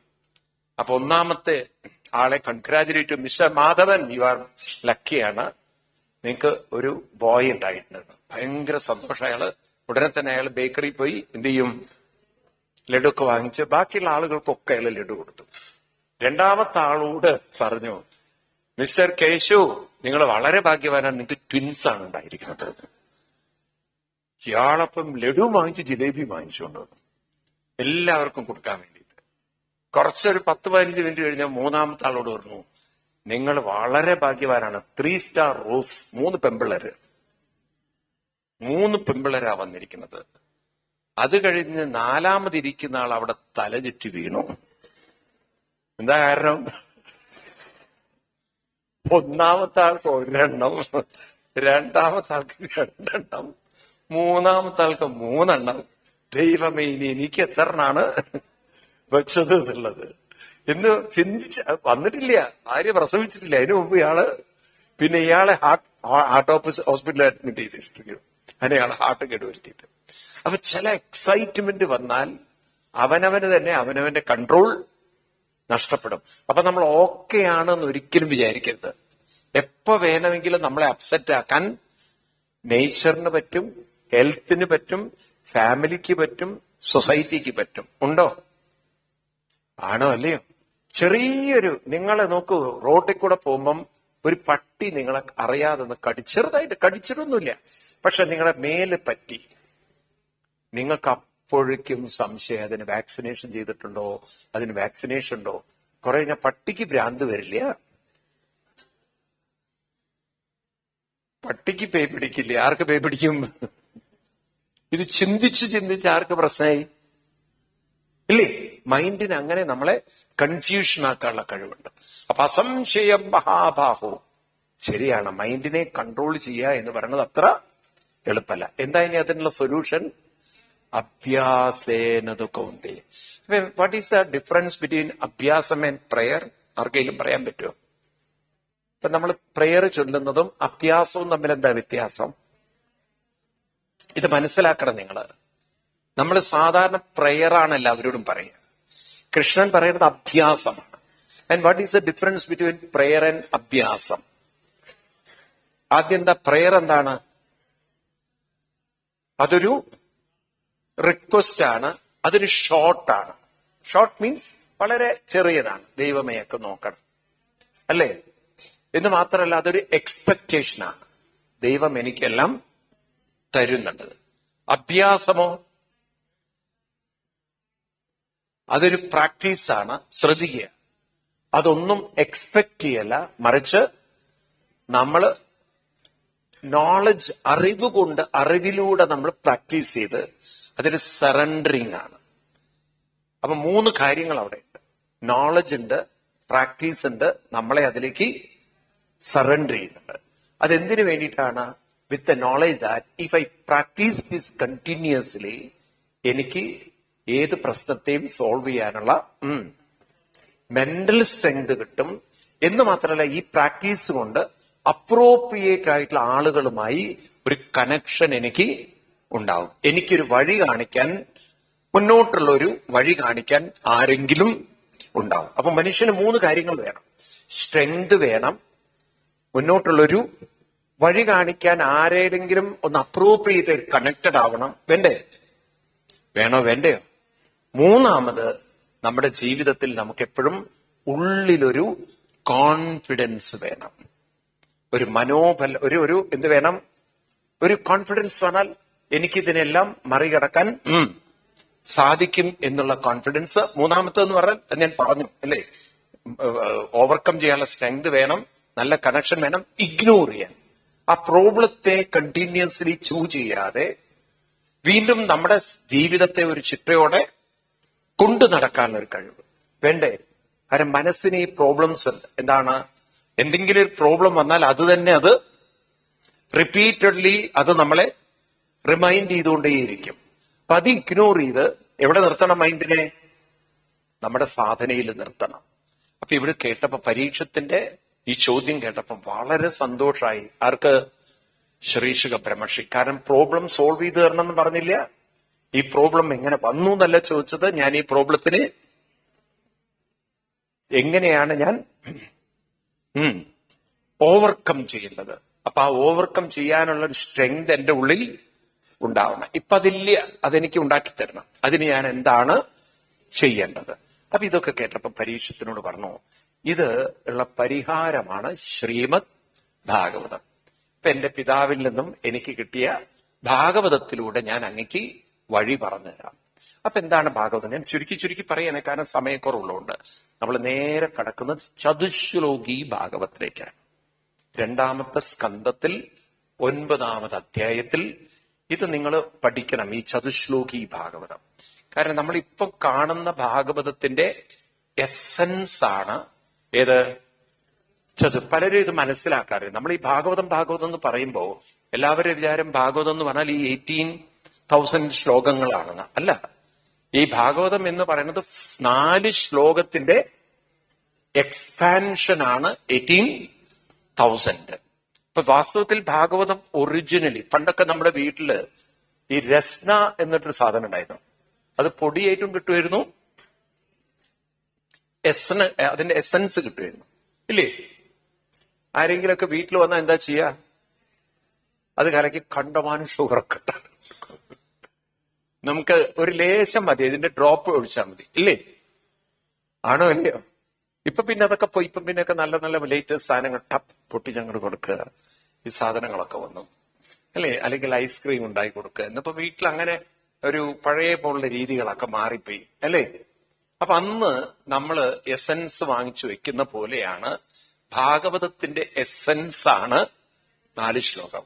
ബാക്കിയെല്ലാം പഞ്ചസാരയും വെള്ളവും ചേർത്ത് 18,000 ശ്ലോകങ്ങളാക്കി അരിമാറ്റി വ്യാസഭഗവാൻ. അത് ഭാഗവത്തിൽ തന്നെ പറയുന്നുണ്ട്. നാരദ മഹർഷി ഈ 4 ശ്ലോകങ്ങൾ വ്യാസരോട് പറഞ്ഞിട്ട് പറഞ്ഞു, തും വിപുലീകുരു എന്ന്. വിപുലീകുരു പറഞ്ഞാൽ എന്താണ്? വിപുലീകുരു പറഞ്ഞാൽ എന്താണ്? ഇപ്പൊ നിങ്ങളുടെ വീട്ടില് നിങ്ങള് ഊണ് കഴിക്കാൻ നേരത്ത് ഗസ്റ്റ് കയറി വന്നു, 2 പേര്. അപ്പൊ സാമ്പാറാണെങ്കിൽ അത്ര ഇല്ല, നിങ്ങൾ എന്ത് ചെയ്യും? സാമ്പാർ കൊടുക്കാം. എന്ത് ചെയ്യും? കഞ്ഞിവെള്ളം അവിടെ ഇരിക്കുന്നുണ്ട്, അതിൽ കുറച്ചുകൂടി വെള്ളമൊക്കെ ഒഴിച്ച്, അല്ലേ? അങ്ങനെ ചെയ്യാറില്ല? ഉണ്ടോ ഇല്ലയോ? എല്ലാരും ചെയ്യുന്ന കാര്യമാണ്. പ്രത്യേകിച്ച് മോരും വെള്ളമൊക്കെ കഴിയാറായ എന്താ ചെയ്യുക? ലാസ്റ്റ് വരുന്നവർക്ക് എന്ത് മാത്രമേ ഉണ്ടാവുള്ളൂ? മോരെന്നുള്ള പേരേ ഉണ്ടാവുള്ളൂ, ബാക്കി മുഴുവൻ വെള്ളം തന്നെ, അല്ലേ? അങ്ങനെയൊക്കെ കിട്ടുന്ന പോലെ ഇവിടെ വ്യാസഭഗവാൻ 4 ശ്ലോകത്തെ അങ്ങോട്ട് മോരും വെള്ളാക്കി മാറ്റി. നല്ല ക്രീം, അതിന്റെ തൈരെന്ന് പറയുന്നത് 4 ശ്ലോകേ ഉള്ളൂ. ഏതാണത്? അതിന്റെ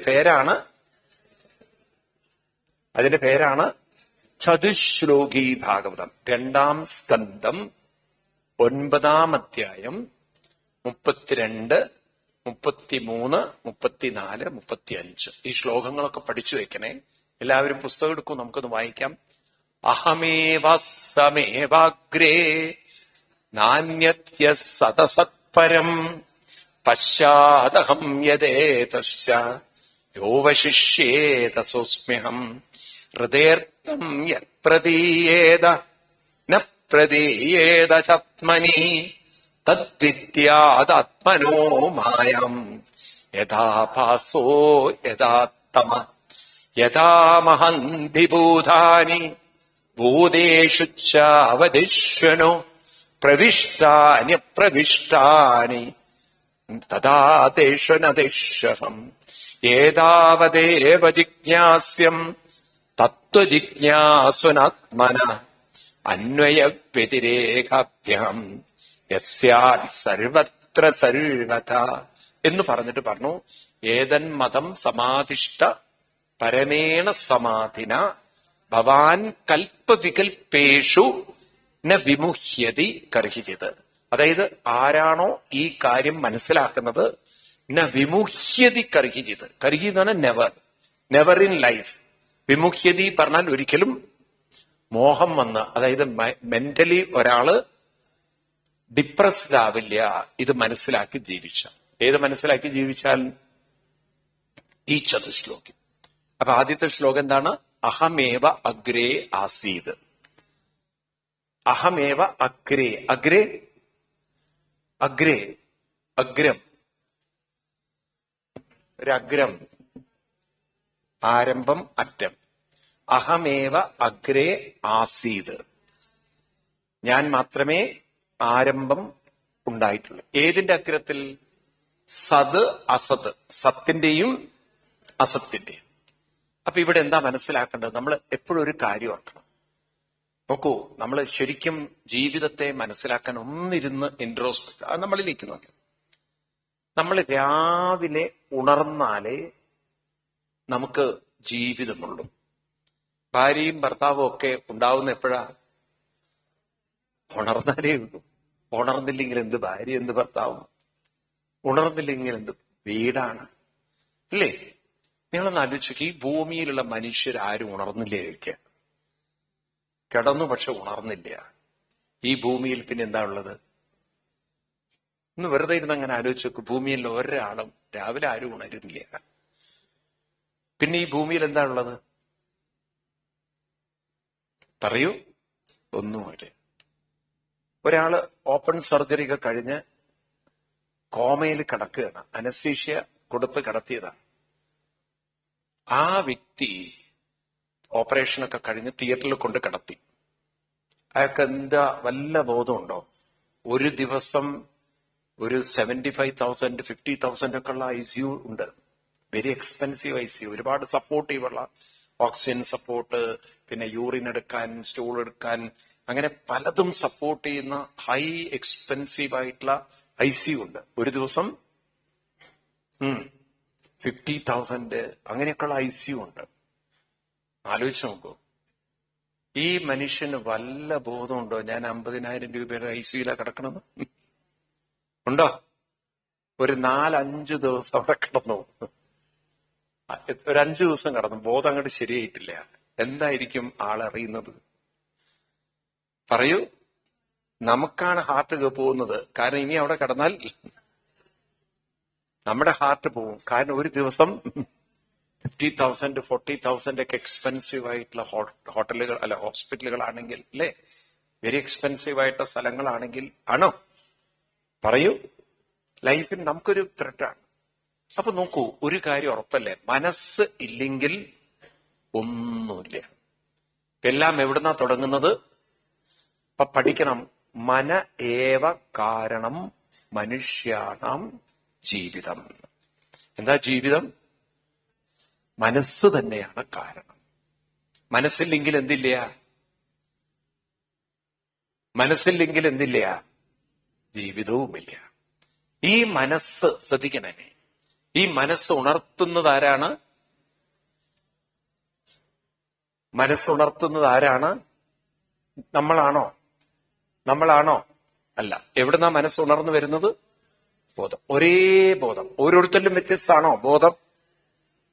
വ്യത്യസ്തമാണോ? നമ്മുടെയൊക്കെ ബോധം, തോട്ട്സുകൾ വ്യത്യസ്തമാണ്. മനസ്സുണർന്നു വന്നാൽ നമ്മുടെ സ്വഭാവം വ്യത്യസ്തമാണ്. പക്ഷെ ഉണർത്തുന്ന ബോധം മനസ്സുകളെ ഉണർത്തുന്ന ബോധം ഒരേ ഒരു ബോധം തന്നെയാണ്. അപ്പൊ ഭഗവാൻ പറയണു, ഞാനാണ് അഗ്രേ ആസീത്. ഏതിന്റെ അഗ്രത്തിൽ? സത്ത് അസത്ത്. സത്ത് എന്ന് പറഞ്ഞാൽ മൈൻഡ്, അസത്ത് എന്ന് പറഞ്ഞാൽ ബോഡി. സത്ത് എന്ന് പറഞ്ഞാൽ മനസ്സ്, അസത്ത് എന്ന് പറഞ്ഞാൽ ബോഡി. അതുകൊണ്ടാണ് നമ്മളെയൊക്കെ പണ്ടുള്ളവർ എന്ത് വിളിക്കുക? അസത്തെ എന്ന് വിളിക്കുക. കാരണം നമ്മുടെ ശരീരം അസത്താണ്. എന്താണ് അസത്ത് എന്ന് പറഞ്ഞാൽ? സത്ത് പോകുന്നത്. സത്ത് ഇതിൽ നിന്നും പോകും. സത്ത് പോയി കഴിഞ്ഞാൽ നമ്മൾ എന്ത് പറയും? ചത്തുപോയി എന്ന്, ഇല്ലേ? തമിഴിലാണെങ്കിൽ എന്ത് പറയും? സത്ത് പോയാച്ച എന്ന്. എന്താ സത്തല്ലേ പറയാ? സത്ത് പോയി എന്നാണ്. അപ്പൊ ഇതിലെ സത്ത് മനസ്സാണ്. ഈ ശരീരം അസത്താണ്. അത് നമ്മളെ ഇടയ്ക്കിടയ്ക്ക് പറയാം, കണ്ണാടിയിൽ നിന്നും ഇത് അസത്താണ്. മനസ്സാണ് എന്ത്? സത്ത്. ആ സത്തിനെയും അസത്തിനെയും ഒക്കെ, അസത്തിനെ ഉണർത്തി കണക്ട് ചെയ്യുന്നത് ആരാണ്? അഹമേവ, ഭഗവാനാണ്. ഇനി എന്നിലാണ് ഇതൊക്കെ നിൽക്കുന്നത്. തിരിച്ചെത്തേണ്ടതും എന്നിലേക്ക്. അപ്പൊ എന്താണ് ജീവിത ലക്ഷ്യം? ജീവിതത്തിന്റെ ലക്ഷ്യം എന്താണ്? വെറുതെ ഇരുന്ന് ഒരു ഭാഗത്തിരുന്ന് മൂലയ്ക്കിരുന്ന് തോണ്ടി സമയം കളയരുത്. ജീവിതത്തിന്റെ ലക്ഷ്യം എന്താണ്? ഏതൊരു ബോധത്തിൽ നിന്നാണോ മനസ്സ് ഉണർന്നു വന്നിരിക്കുന്നത്, ആ ബോധത്തിലേക്ക് ആരെത്തിച്ചോളണം? ആരെത്തിക്കേണ്ടത്? മനസ്സിനെ എത്തിക്കണം.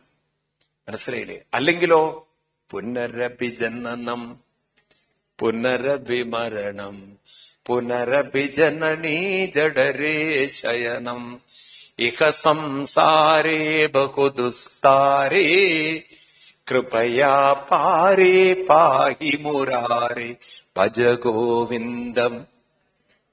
ഗീത 18:16. ഗീത 18:16 അല്ല, ഗീത 8:16. ഭഗവത്ഗീതയിൽ 8:16 കൃഷ്ണൻ പറയും, ആ ബ്രഹ്മഭുവനാലോക പുനഃ ആവർത്തി അർജുന.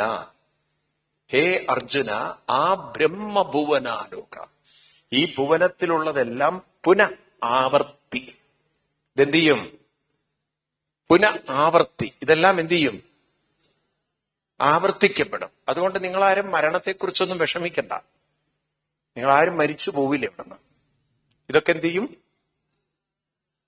പുനഃ ആവർത്തി. ഇതെല്ലാം ആവർത്തിക്കും. ആവർത്തി ഡസൻ മീൻ അതുപോലെ റിപ്പീറ്റ് ചെയ്യുന്നു. ഈ ലോകത്തിന്റെ ഒരു യുണീക്നെസ് എന്ന് പറയുന്നത്, നിങ്ങൾ നോക്കൂ, ഒരാളെ പോലെ ഇതുവരെ വേറെ ആളില്ല. ഇപ്പൊ നമുക്ക് ഡാറ്റ കയ്യിലുണ്ട്. ഇന്ത്യ ലോകത്തിലെല്ലാവർക്കും നമ്മളപ്പോ തംപ്രിന്റ് കൊടുത്തിട്ടുണ്ട്. നമ്മളെല്ലാവരും ആധാർ കാർഡ് എടുത്തിട്ടുണ്ട്. ശ്രദ്ധിക്കണം. ഇപ്പൊ ഈ ഡാറ്റ എടുത്തിട്ട് ഇപ്പൊ ആധാർ കാർഡ് കിട്ടിയിട്ട് എത്ര കാലമായി ഉണ്ടാവും തുടങ്ങിയിട്ട്? ഇപ്പൊ എത്രയായി ആധാർ കാർഡ് വന്നിട്ട്? 10 കൊല്ലായോ? ആധാർ കാർഡ് വന്നിട്ട് 10 കൊല്ലമായോ?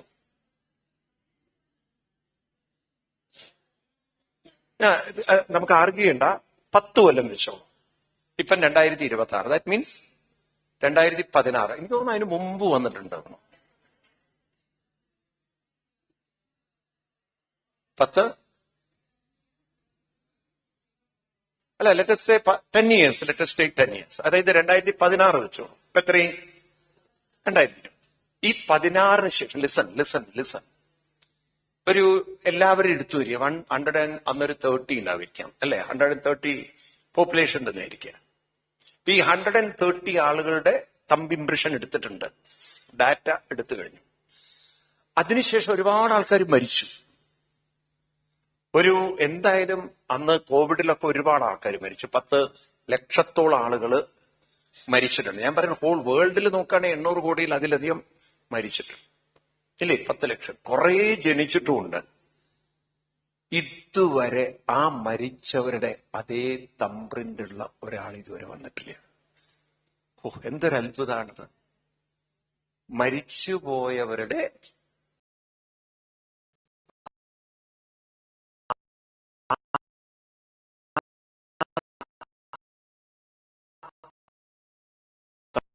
തമ്പ് ഇംപ്രഷനുള്ള ഒരു കുട്ടിയും ഇവിടെ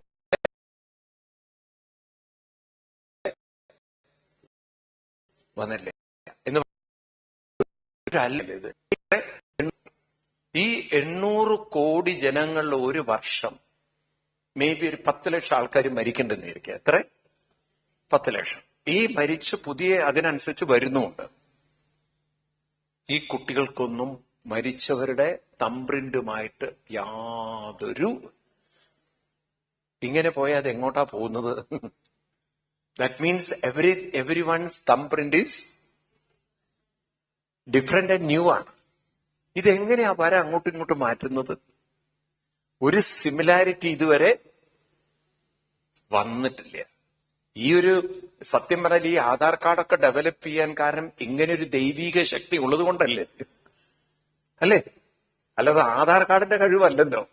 ഓരോരുത്തരുടെയും തംപ്രിന്റ് ഡിഫറെന്റ് ആണെന്നുള്ള ഒരു ദൈവീകമായ ഒരു ശക്തി ഇവിടെ ഉള്ളത് കൊണ്ടല്ലേ ഇത് ചെയ്യാൻ പറ്റിയത്? ആണോ? അപ്പൊ ആ ഒരു ശക്തിയുടെ മഹത്വം ഒന്ന് ആലോചിച്ച് നോക്കൂ. ഇത് അപ്രീഷിയേറ്റ് ചെയ്യണ്ടേ? വേണ്ടേ? അപ്പൊ നമ്മൾ ആരും മനസ്സിലാക്കണം, അതുപോലെ വരെയല്ല. ഒരു രൂപത്തിൽ നിന്നും വേറൊരു രൂപത്തിലേക്ക് നമ്മൾ വന്നുകൊണ്ടിരിക്കും. ഏതുവരെ? മാമുപേത്യതു കൗന്ദേയ പുനർജന്മന വിദ്യതേ. എന്നെ ഉപേത്യ പറഞ്ഞാൽ എത്തിച്ചേർന്ന, എന്നിലേക്ക് എത്തിച്ചേർന്ന മനസ്സിന് എന്തില്ല? പുനർജന്മം ന വിദ്യതേ. എന്തില്ല? അപ്പൊ അങ്ങനെ ഒരു അവസ്ഥയുണ്ട്. എങ്ങനെ ഒരു അവസ്ഥ? പുനർജന്മം ഇല്ലാത്തൊരവസ്ഥയും ഉണ്ട്. അപ്പൊ ഇത് മനസ്സിലാക്കി കഴിഞ്ഞാൽ നമ്മുടെ ജീവിതത്തിന്റെ ലക്ഷ്യം എന്താണ്? എവിടെ നിന്നാണോ നമ്മൾ പുറപ്പെട്ടത് അവിടെ എത്തണം. അപ്പൊ നമ്മളൊരു സിൻസിയർ ആയിട്ടുള്ള എഫേർട്ട് നമ്മുടെ ജീവിതത്തിൽ ഉണ്ടാകും. അപ്പൊ എന്തിനാ നമ്മൾ ജീവിക്കുന്നത്? What is the purpose of our life? മോളുടെ കുട്ടികളെ നോക്കലാണോ?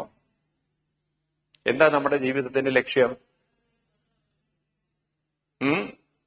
ഞാനിത് ചോദിച്ചപ്പോ ഒരു അമ്മ പറഞ്ഞു എന്നോട്, സ്വാമി എനിക്ക് കേരളത്തിൽ ഒരു വീടും കൂടി എടുക്കണം എന്ന്.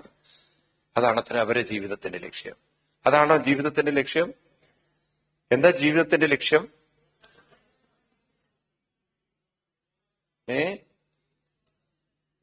തിരിച്ചു പോണം. എങ്ങോട്ട്? വീട്ടിലേക്കോ? എവിടെ നിന്നാണോ മനസ്സുദ്ഭവിക്കുന്നത് അവിടെ മനസ്സിനെ എത്തിക്കുക എന്നുള്ളതാണ്. എവിടെയാണ് മനസ്സ് ഉത്ഭവം? അതെങ്ങനെ എത്തിക്കുക? അതിന് നിരന്തരമായ പ്രയത്നം ചെയ്യാം. ഈ പ്രയത്നം നിങ്ങളുടെ ഉള്ളിൽ സിൻസിയർ ആയിട്ടുണ്ടെങ്കിൽ എവിടെത്തും? ഭഗവാൻ പറയുന്നു, മാമുപേത്യ, എന്നെ പ്രാപിക്കും. പുനർജന്മന വിദ്യത. അപ്പൊ നോക്കൂ, സിൻസിയറായി എഫേർട്ട് എടുക്കുന്നവര് എന്നിലേക്ക് എത്തും. എത്തിക്കഴിഞ്ഞാൽ അവർക്ക് ഇത് ഭഗവാൻ ഗ്യാരണ്ടി ചെയ്യുന്നുവെങ്കിൽ, എഫേർട്ട് എടുക്കാൻ തയ്യാറുണ്ടെങ്കിൽ എന്തിൽ നിന്ന് രക്ഷപ്പെടാം? പുനർജന്മത്തിൽ നിന്നും രക്ഷപ്പെടാം. ഇനിയിപ്പോ ആരാ തീരുമാനിക്കുന്നത് പുനർജന്മം വേണോ വേണ്ടേ എന്നുള്ളത്? നമ്മളാണ്. അത് ദൈവത്തോട് പറയാൻ പറ്റുമോ? എനിക്ക് ഇനി ജന്മമേ വേണ്ട ഗുരുവായൂരപ്പൻ, പണിയെടുക്കാൻ പറയും ഗുരുവായൂരപ്പൻ. പോയി പണിയെടുക്കും, മെനക്കെട. അഭ്യാസേനതു കൗന്ദേയ, അതല്ലേ പറയുക. ഈ ബോധം ആർക്കൊക്കെ ഉണ്ട്? എനിക്ക് ദിവസവും ഞാൻ സാധന ചെയ്താൽ ഞാൻ ആ പൂർണ്ണതയിലെത്തും, അല്ലെങ്കിൽ ആ ബോധത്തിലെത്തും. അങ്ങനെയാണെങ്കിൽ എനിക്ക് പുനർജന്മം ഉണ്ടാവില്ല. ഈ ബോധം ഉള്ളവർ എത്ര പേരുണ്ട്? എന്റെ കാഴ്ച പോണു. എത്ര പേരുണ്ട്? നോക്ക്, ആ ബോധം നമുക്ക് അങ്ങനെ വന്നിട്ടില്ല. നമ്മൾ ടേക്ക് ഇറ്റ് ഫോർ ഗ്രാൻഡഡ് ആണ്. Take it easy policy, Tamil പാട്ട് പോലെയാണ്. വരുന്നിടത്ത് വെച്ച് കാണാമെന്നുള്ള രീതിയിൽ പോവാണ്. അപ്പൊ നമ്മൾ എഫേർട്ട് എടുത്താലേ, പ്രയത്നം ചെയ്താലേ പൂർണ്ണതയും. അപ്പൊ ഇതൊക്കെ ആരുടെ ജോലിയാണ്? ഇതൊക്കെ ദൈവം ചെയ്തു തരേണ്ടതാണോ നമ്മൾ ചെയ്യേണ്ടതാണോ? പറയൂ. അപ്പൊ നമ്മൾ ജീവിതത്തിൽ മടിയന്മാരായിട്ട് ഇരിക്കരുത്. കാലത്തെണീറ്റു കുറെ അനുഷ്ഠാനങ്ങൾ കൊണ്ട് നടന്ന് അങ്ങനെ നമ്മളെ എൻഗേജ്ഡ് ആക്കി കൊണ്ടുപോയാൽ എവിടെ എത്തും? ഭഗവാനിലേക്ക് എത്തും. അപ്പൊ ഒരു ചോദ്യം, ഒരു സിമ്പിൾ ആയിട്ടുള്ള ചോദ്യം, ഭഗവാനിൽ നിന്ന് വന്നത് തിരിച്ച് എങ്ങോട്ട് തന്നെ പോകണം? അതങ്ങനെ താനെ പോയിക്കൊള്ളു. എന്തിനാ മെനക്കെടുന്നത്?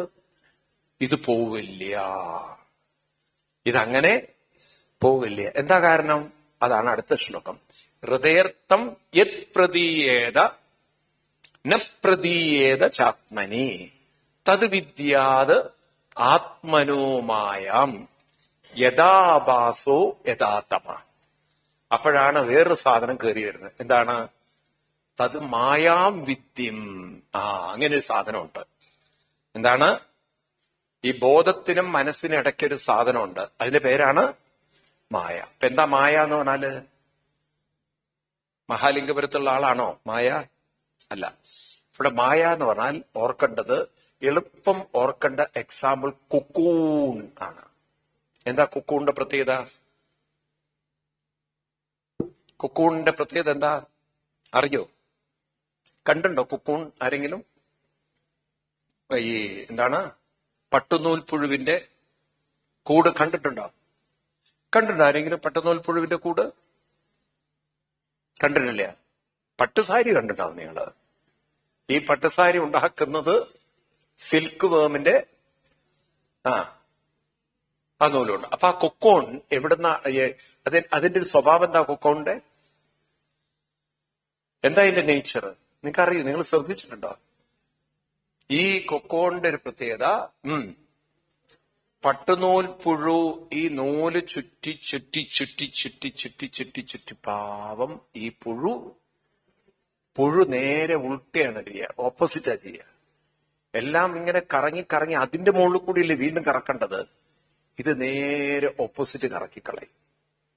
ഇതറിയുന്നില്ല ഞാൻ ഈ കൂടിനകത്ത് ലോക്കാവുകയാണെന്ന്. അത് ചില കുട്ടികളൊക്കെ ഉണ്ടല്ലോ, ചില സമയത്ത് വീട്ടിലെ കൊച്ചുകുട്ടികള് ബാത്റൂമിൽ കയറും, കുറ്റി കിടക്കും, എന്നിട്ട് സോപ്പൊക്കെ ഉണ്ട് തേക്കും. ഇത് സോപ്പ് കൂടെ കണ്ണി പോയിട്ട് ഇതിനെ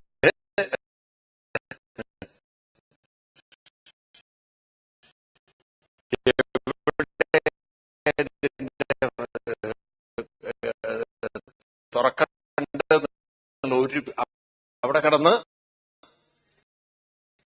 ഇല്ലേ ചെറിയ കുട്ടികൾ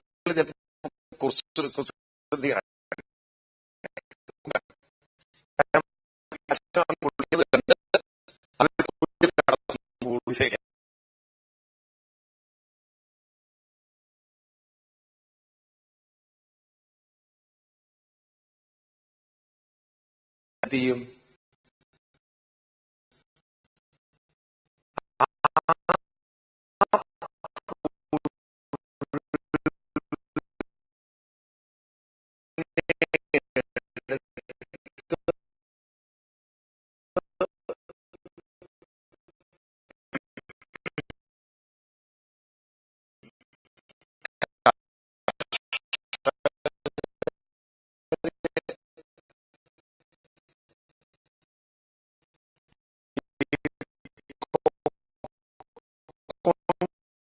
കൊണ്ട് വിൽക്കും.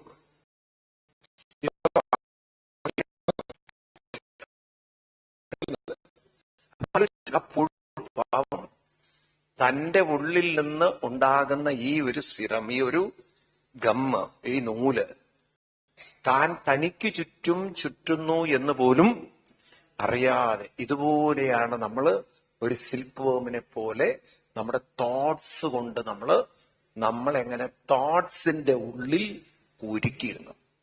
നമ്മൾ ഉണ്ടാക്കുന്ന തോട്ട്സിന്റെ ഒരു കുക്കൂണാണ് മായ എന്ന് പറയുന്നത്. മറ്റത് ത്രെഡാണ്. നമ്മള് തോട്ട്സിലാണ്. നമ്മുടെ ഈഗോ, നമ്മുടെ അരഗൻസ്, നമ്മുടെ സ്റ്റുപ്പിഡിറ്റി, നമ്മുടെ വേണ്ടാത്തതായ ഡൗട്ടുകള്, ഇങ്ങനെയുള്ള തോട്ട്സിൽ പെട്ട് നമ്മളെ അങ്ങോട്ട് എന്ത് ചെയ്യും? ബൈൻഡ് ചെയ്യും. അതിന്ന് പുറത്ത് കിടക്കാൻ പറ്റാതെ വരും. മനസ്സിലാവുണ്ടല്ലോ? ഒരു കുക്കൂൺ ത്രെഡ് കൊണ്ട് അതിനെ ചുറ്റും നമ്മള് തോട്ട്സ് കൊണ്ട്. അതുകൊണ്ടാണ് ഭാഗവതത്തിൽ പറയും ഒരാളുടെ ജീവിതത്തിലെ ഏറ്റവും വലിയ ശത്രു എന്ന് പറയുന്നത് ഏതാണ്? ചിന്തയേവഹി ചിത എന്നാണ്. എന്താണ്? ചിന്ത ഏവ ചിത. നമ്മളെ കത്തിക്കുന്ന ചിത ഏത് തന്നെയും മാറും. നമ്മുടെ ഓരോരുത്തരുടെയും ചിന്ത തന്നെയും മാറും. അപ്പൊ ഈ ചിന്തകൾക്ക് നമുക്ക് നമ്മളെ തളർത്താനുള്ളൊരു കഴിവുണ്ട്. ചേതക്കലസ്യ ബന്ധായ, ഈ ചേതസ് തന്നെ നമ്മൾ എന്ത് ചെയ്യും? ബന്ധിപ്പിച്ചു കളയും. ഭാഗവതം 3-ാം സ്കന്ധം 24-ാമത്തെയും 15-ാം ശ്ലോകം. ചേതക്കലസ്യ ബന്ധായ മുക്തയേച്ച ആത്മനോ മതം ഗുണേഷു സക്തം ബന്ധായ രഥം വാ പുംസി മുക്തയേ. 24 3 24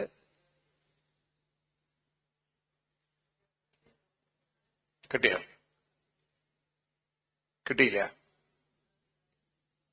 24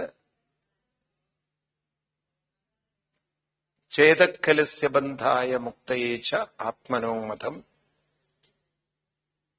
ഗുണേഷു സക്തം. സോറി 25-ലാണ്, 24-ലല്ല, ഞാൻ പറഞ്ഞ തെറ്റി. 25-ാമത്തേതില് 15-ാം ശ്ലോകം 25-ൽ കണ്ടോ?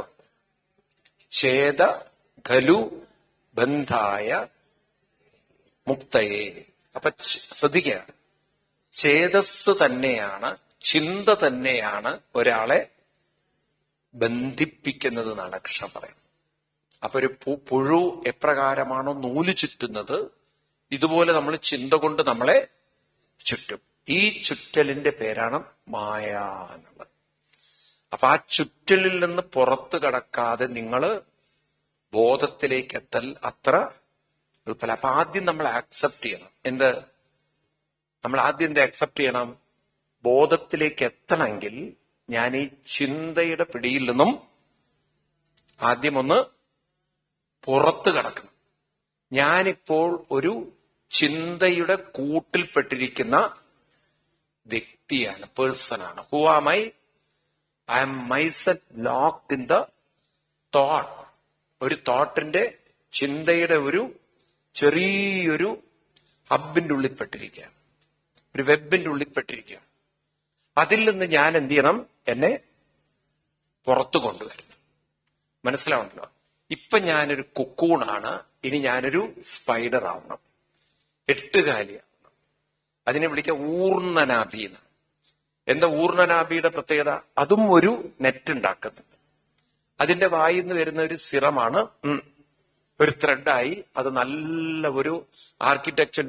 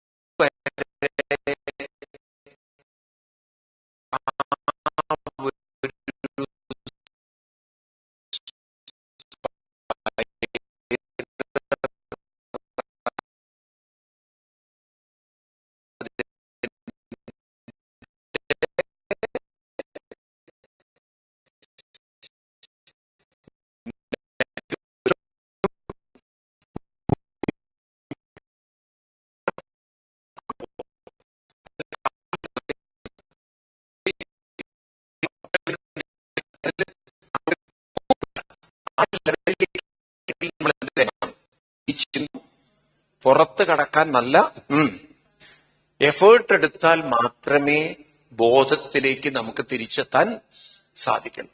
ഒരു ഗ്രൗണ്ട് റിയാലിറ്റി നമ്മൾ ആക്സെപ്റ്റ് ചെയ്യണം. ഞാൻ ബോധത്തിൽ നിന്നൊക്കെയാണ് വന്നതെങ്കിലും ഞാനിപ്പോൾ ഒരു കുക്കൂണിന്റെ അവസ്ഥയിലാണ്. എന്താണ്? ഞാനൊരു ബോധത്തിൽ നിന്നാണ് വന്നതെങ്കിലും ഞാനിപ്പോ at present I am in the state of ഒരു കുക്കൂണാണ്. എന്താണ് ഇവിടെ കുക്കൂൺ എന്ന് പറഞ്ഞാല്? മനസ്സിലായോ? എന്താ നമ്മളെ ബൈൻഡ് ചെയ്തിരിക്കുന്നത്? നമ്മുടെ ഒരുപാട് ചിന്തകൾ. ഈ ചിന്തകളിൽ നിന്ന് ഞാൻ പ്രയത്നിച്ച് എന്ത് ചെയ്യണം? പുറത്തു കടന്നാൽ മാത്രമേ എനിക്ക് എവിടെ എത്താൻ പറ്റുള്ളൂ? ആ ബോധത്തിലേക്ക് എത്താൻ പറ്റുള്ളൂ. ഈ കൺവിക്ഷൻ ഉണ്ടാണ്. അതിനെ എന്താ വേണ്ടത്? അതാണ് അടുത്ത ശ്ലോകത്തിൽ പറയുന്നത്. യഥാ മഹാന്തി ഭൂതാനി ഭൂതേഷു ചാവതേഷു പ്രവിഷ്ടാനി അപ്രവിഷ്ടാനി തഥാ തേഷു ന തേഷഹം. എന്തൊരു ശ്ലോകം നോക്കൂ നിങ്ങൾ. അതായത് നമ്മളോട് പറയാണ്, ഇപ്പൊ നമ്മളൊരു മൺകുടം ഉണ്ടാക്കും. ആ മൺകുടം എന്തുകൊണ്ടുണ്ടാക്കിയതാണ്? മണ്ണുകൊണ്ടുണ്ടാക്കിയത്. ഇനി ആ മണ്ണ് ശ്രദ്ധിക്കുക, ആ കുടത്തിൽ അത് കംപ്ലീറ്റ്ലി അതിന്റെ ആ മണ്ണ്, അതിൽ മുഴുവൻ അതിന്റെ ലൈഫ് ആ ഒരു കുടത്തിൽ കുരുങ്ങിക്കിടക്കുന്നുണ്ടോ? അതോ ഇത് ഇൻഡിപെൻഡന്റ് ആണോ? That means whether the soil that mud, ആ ഒരു കുടം ഉണ്ടാക്കുമ്പോൾ അതിലിങ്ങനെ ബൈൻഡിങ് ആയി കിടക്കുകയാണോ, അതോ എപ്പോ വേണമെങ്കിലും തിരിച്ചു മണ്ണാവാൻ പറ്റുമോ? എന്ത് ചെയ്താൽ മതി? പൊട്ടിക്കര് പൊട്ടിച്ചാൽ അത് വീണ്ടും എന്തായി? മണ്ണായി മാറി. ഇതുപോലെയാണ് നമുക്ക് മനസ്സിലാക്കണം, പ്രോബ്ലങ്ങളാവുന്നത് നമ്മൾ അതിൽ നിന്നും പുറത്തു കടക്കാൻ എഫേർട്ട് എടുക്കാത്തതുകൊണ്ടാണ്. ഇപ്പൊ നിരന്തര പ്രയത്നം ചെയ്യുന്ന ഒരാൾക്ക് പ്രോബ്ലത്തിന്റെ ശക്തി ഈ ഒരു കുക്കൂണിന്റെ സ്റ്റേറ്റിൽ നിന്നും നമുക്ക് പുറത്തു കടക്കാൻ പറ്റും. അപ്പൊ നമ്മൾ ശ്രദ്ധിക്കുക, നിങ്ങൾ എത്ര കാലം നാമം ചൊല്ലണം? എങ്ങനെ അറിയാം എത്ര കാലം നാമം ചൊല്ലണമെന്ന്? നിങ്ങൾ ഈ കുക്കൂൺ വെച്ചിട്ട് ഉത്തരം പറയുക. കുക്കൂൺ എക്സാമ്പിൾ ഓർക്കുക, ഒന്ന് ഉത്തരം പറയും. നിങ്ങൾ എത്ര കാലം നാമം ചൊല്ലണം? ഒരിക്കല് ഒരച്ഛൻ മകനോട് പറഞ്ഞു, എടാ നിന്റെ ദേഷ്യം കുറയ്ക്കാനുള്ള ഒരു വഴി ഞാൻ പറഞ്ഞുതരാം. നിങ്ങൾക്ക് എത്ര പേർക്ക് ദേഷ്യമുണ്ട്? എല്ലാവർക്കും ഉണ്ട്. ദേഷ്യം വന്നാൽ കലി കയറി ചിലത് പലയിടത്ത് എറിയും. ചിലക്ക് ദേഷ്യം കിട്ടിയ വായി തോന്നി ഒക്കെ എടുത്ത് പറയും, അല്ലേ? എല്ലാം പറയും. അപ്പൊ ഇയാള് അച്ഛൻ പറഞ്ഞു, നിനക്ക് ദേഷ്യം വരുമ്പോ അവിടെ ഒരു പണ്ട് കാലത്ത് അവര് വീട്ടില് ഒരു ബ്ലാക്ക് ബോർഡ് എന്തോ വെച്ചിരുന്നു, കുട്ടികൾക്ക് പഠിക്കാനൊക്കെ ആയിട്ട്. ഇപ്പൊ ബോർഡിന്റെ ആവശ്യമില്ല. ഈ ഒരു കാര്യം, ദേഷ്യം വരുമ്പോ ഒരു ആണി എടുത്തിട്ട് അതിന്റെ മുകളിൽ ഒരാണി കുറെ വാങ്ങിച്ചു വെച്ചു, ഒരു ഹാമർ വെച്ചു. ദേഷ്യം വരുമ്പോഴൊക്കെ എന്ത് ചെയ്യണം? ആണി അടിക്കണം. ഇവൻ ഇങ്ങനെ ചില ദിവസം 3 പ്രാവശ്യമൊക്കെ ദേഷ്യം വരും, അപ്പൊ 3 ആണി അടി. ചില ദിവസം 4 പ്രാവശ്യം ഇങ്ങനെ ആണി അടിച്ച് പിന്നെ അവന് മനസ്സിലായി, ദേഷ്യപ്പെട്ട് കഴിഞ്ഞാൽ എന്തടിക്കണം? ആണി അടിക്കണം. ക്രമേണ അവന്റെ ദേഷ്യം കുറഞ്ഞു. അപ്പൊ അവൻ അച്ഛനോട് പറഞ്ഞു, ഇപ്പൊ എനിക്ക് പണ്ടത്തെ അത്രയൊന്നും ദേഷ്യമില്ല, എനിക്കിപ്പോ അക്സെപ്റ്റ് ചെയ്യാൻ പറ്റില്ല. ഒരു കാര്യം ചെയ്യും, നിനക്ക് ദേഷ്യമില്ലാത്ത ദിവസം ഒരാണി വലിക്കാൻ പറഞ്ഞു. ദേഷ്യം ഉണ്ടെങ്കിൽ വീണ്ടും എന്ത് ചെയ്യണം? പിന്നെ ആണി അടിക്കണം. അപ്പൊ എന്ന് പറഞ്ഞതുപോലെ എത്ര ആണി അവിടെ ഉണ്ട് എന്നുള്ളത് എത്ര അയാൾക്ക് ദേഷ്യം വന്നിട്ടുണ്ട് എന്നുള്ളതാണ്, അല്ലേ? അതിനനുസരിച്ച് അത്രയും ആണി എവിടെ ഉണ്ടാവണം? ആ ബോർഡിൽ ഉണ്ടാവും. ഇതുപോലെ നമ്മൾ എത്ര കാലം നാമം ചൊല്ലണം?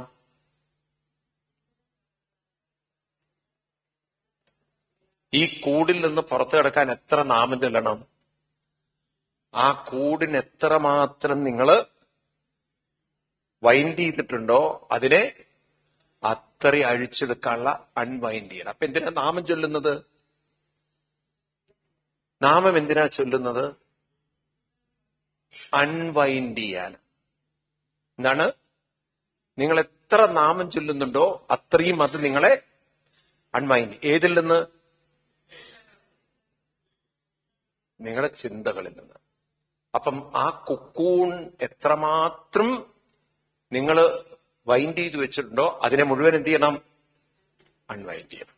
അതുകൊണ്ട് സ്വാമി ചിന്മയാനന്ദജി പറഞ്ഞു, ഈ സാധന എന്ന് പറഞ്ഞാൽ അൺഫോൾഡിങ് ആണ്. എന്താണ്? അപ്പൊ ആദ്യം അൺഫോൾഡ് ചെയ്യണമെങ്കിൽ ആദ്യം എന്ത് ചെയ്യണം? ഫോൾഡ് ചെയ്യണം. ഫോൾഡ് ചെയ്താണ് വീണ്ടും അൺഫോൾഡ് ചെയ്യുന്നത്, അല്ലെ? എന്ന് പറഞ്ഞ പോലെയാണ് നമ്മളെ ഈ അൺവൈൻഡ് ചെയ്യണം. വൈൻഡ് ചെയ്തതിനെ വീണ്ടും അൺവൈൻഡ് ചെയ്യണം. ചിലവരാണെങ്കിൽ നല്ലോണം വൈൻഡ് ചെയ്ത് വെച്ചിട്ടുണ്ട്, അവർക്ക് നല്ലോണം പണിയെടുക്കണം. ചിലവര് കഴിഞ്ഞ ജന്മം കുറെ മെനക്കെട്ടിട്ടുണ്ടാവും, പണിയെടുത്തിട്ടുണ്ടാവും. അവർക്ക് ഈ ജന്മം കുറച്ചേ പണിയെടുക്കേണ്ടതുള്ളൂ. അപ്പൊ അതുകൊണ്ട് ദിവസവും കുറച്ച് സമയം ഇരുന്ന് നാമം ചൊല്ലണം. ആ നാമം ചൊല്ലുമ്പോ എന്ത് പറയണം? ഞാൻ എത്ര നാമം ചൊല്ലുന്നുണ്ടോ അത്രയും എന്റെ ഉള്ളിൽ ഈ കെട്ടിന്റെ ശക്തി കുറഞ്ഞു വരും. പ്രവിഷ്ടാനി. അപ്പൊ ഒരു കോൺഫിഡൻസ് നമുക്ക് തരികയാണ്. If you work you can get out of your problem. ആർക്കും അവരുടെ പ്രശ്നത്തിൽ നിന്നും പുറത്ത് കടക്കാൻ പറ്റും. അതിനെന്ത് വേണം? ആ സിൻസിയർ ആയിട്ടുള്ളൊരു ഒരു എഫേർട്ട് വേണം. ഇപ്പൊ നമ്മൾ ആരെയും ബ്ലെയിം ചെയ്ത് സമയം കളയണ്ട, ആരുടെയും കാര്യത്തിൽ തലപോയിടണ്ട. ഇത് ഓർമ്മ ഉണ്ടായാൽ മതി. ഞാൻ സഫർ ചെയ്യുന്നതിന് കാരണം because I creates such A negative thoughts around me. ഇനിയിപ്പോ എങ്ങനെ പുറത്തു കിടക്കണം? അത്രയും തോട്ട്സിനെ ഞാൻ സാധന ചെയ്ത് എന്ത് ചെയ്യണം? ഈ കഴുതകൾക്കുണ്ടല്ലോ, കഴുതകൾക്ക്, ഈ ചില കഴുതകൾക്ക് അവരങ്ങനെ അങ്ങോട്ട് ഇമാജിനെ യാത്ര, അത് റിയൽ ആണെന്ന് കരുതും. ഒരിക്കലും ഒരു വില്ലേജില് ഒരാളിങ്ങനെ, പഴയ ഇപ്പോഴും ഉണ്ടല്ലോ ഗ്രാമങ്ങളിലൊക്കെ കഴുതകൾ ഉപയോഗിക്കുന്നവരുണ്ട് ഇല്ലേ, ട്രാൻസ്പോർട്ടേഷൻ. തമിഴ്നാടിന്റെ ഉള്ളിലൊക്കെ പോയാൽ കാണില്ലേ? ഇല്ല. കാളകളും കഴുതകളൊക്കെ ഇപ്പോഴും ഉണ്ടോ ട്രാൻസ്പോർട്ടേഷൻ? നോർത്തിലൊക്കെ പോയാൽ ഇപ്പോഴും കഴുതയുണ്ട്. കാരണം വളരെ ഹിൽ ഏരിയയിലൊക്കെ നിങ്ങൾക്ക് വണ്ടിയിലൊന്നും കൊണ്ടുപോകാൻ പറ്റും.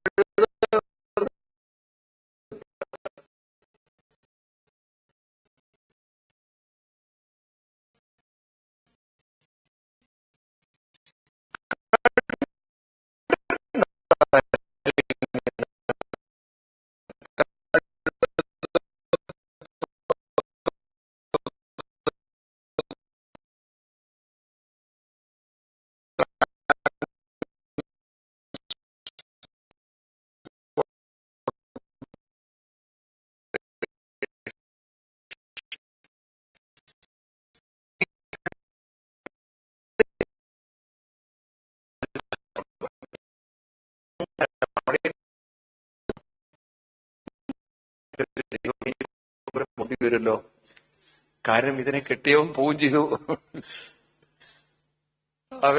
അവരെ എങ്ങനെയാണ് ഇപ്പൊ ഇതിന് പരിഹാരം? അപ്പോഴാണ് വേറൊരാള് ആ വഴിക്ക് വന്നിട്ട് പറയുന്നത്, ഈ കഴുത പോണെങ്കിൽ എന്ത് ചെയ്യണം? കയറ് കെട്ടിയിട്ടില്ലല്ലോ.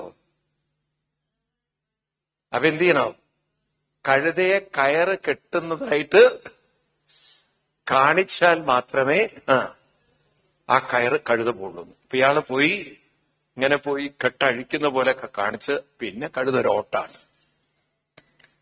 ഇതുപോലെ നമ്മളിങ്ങനെ കുറെ കെട്ടിയിട്ടുണ്ട്. ആ കെട്ട് മുഴുവൻ നമുക്ക് അഴിക്കാൻ പറ്റും. ആരഴിക്കണം?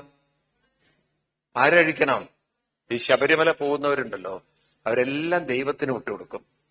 ഞാനൊരു ഇവരെ ഒരു ഗ്രൂപ്പ് പറയുന്നത് കേട്ടാണ്, എല്ലാം നെയ്യഭിഷേകം സ്വാമിക്കേ, പാലഭിഷേകം സ്വാമിക്കേ, കർപ്പൂര ദീപം സ്വാമിക്ക്. അതിന്റെ ഇടയിൽ ഒരാള് കല്ലും മുള്ളും സ്വാമിക്ക്. ഇനിയിപ്പൊ അതായിട്ട് നമ്മൾ എടുക്കേണ്ട കാര്യമില്ലല്ലോ.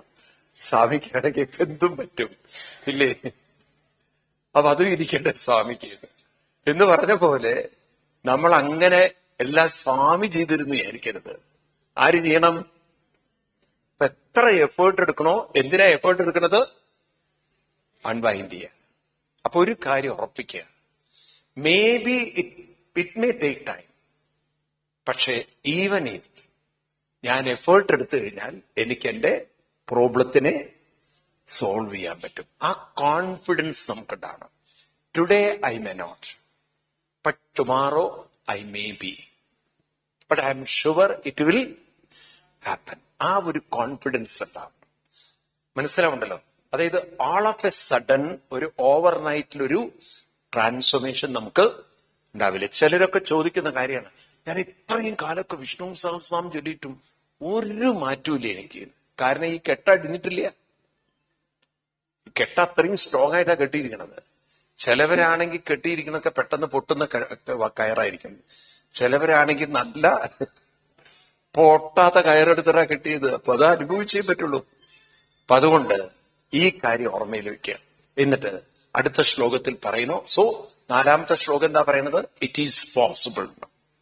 If you are ready then it is possible. അപ്പൊ നമ്മുടെ ഉള്ളിൽ എപ്പോഴും 2 വാക്കുകൾ ഉണ്ടാവണം. റെഡിനെസ്. എന്താണ്? രാവിലെ എണീറ്റാ തന്നെ പറയണം, എന്റെ സാധന ചെയ്യാൻ ഞാൻ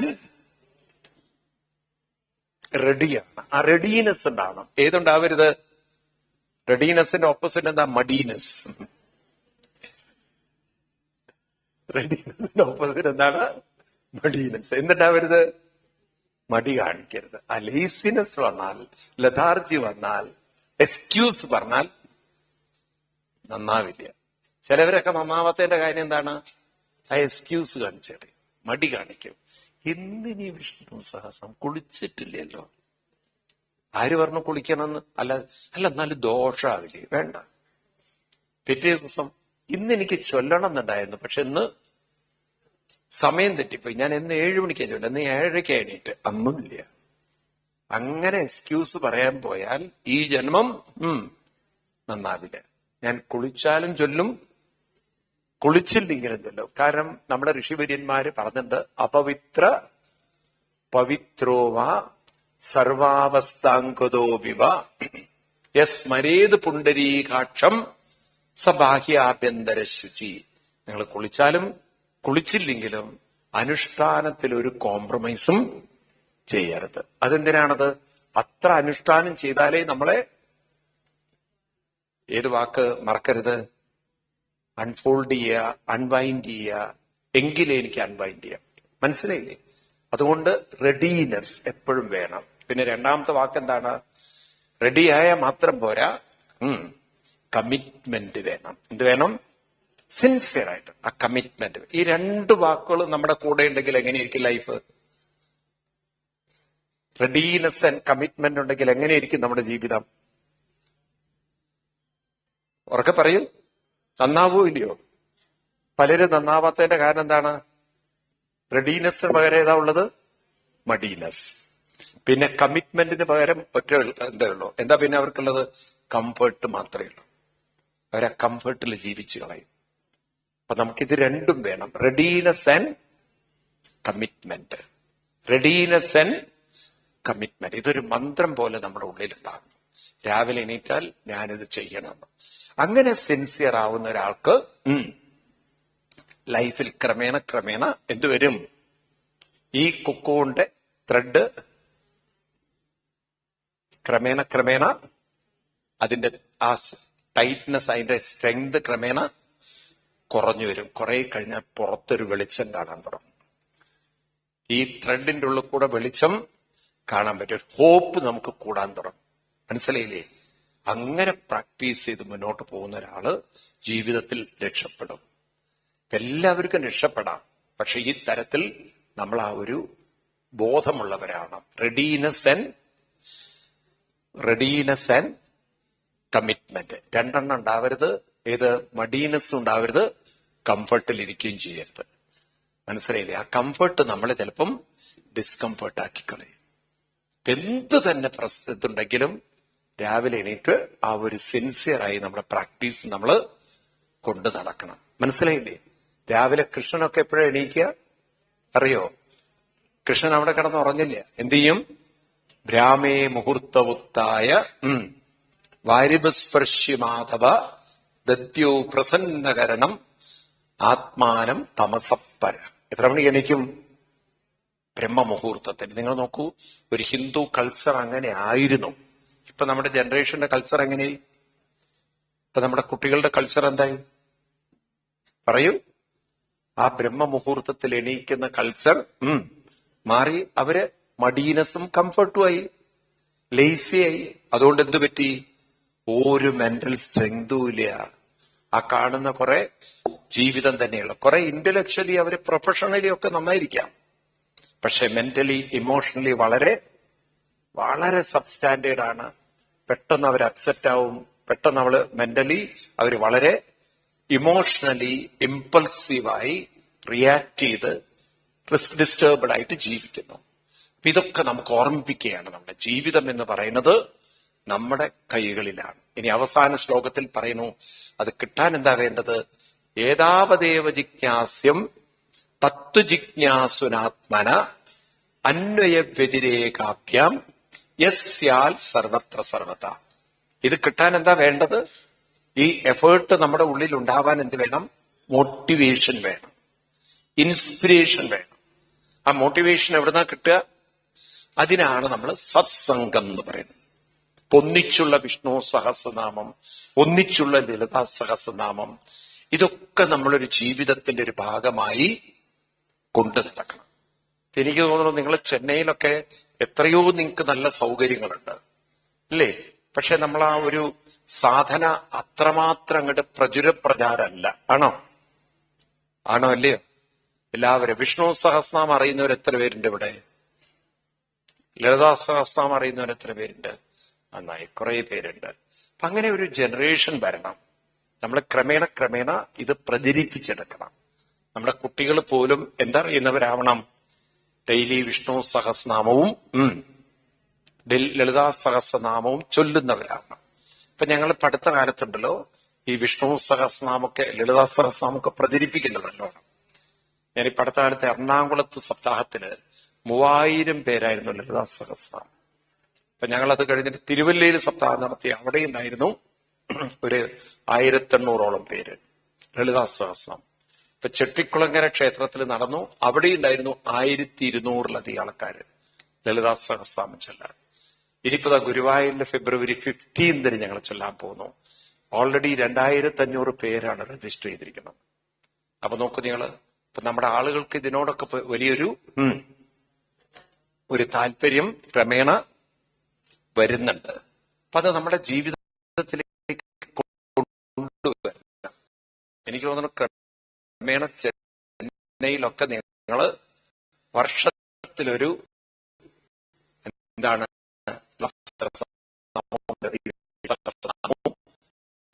ഒരു മേള, വിഷ്ണു മേള സംഘടിപ്പിക്കുക. എന്താണ് സ്ഥലത്ത് സ്ഥലത്ത്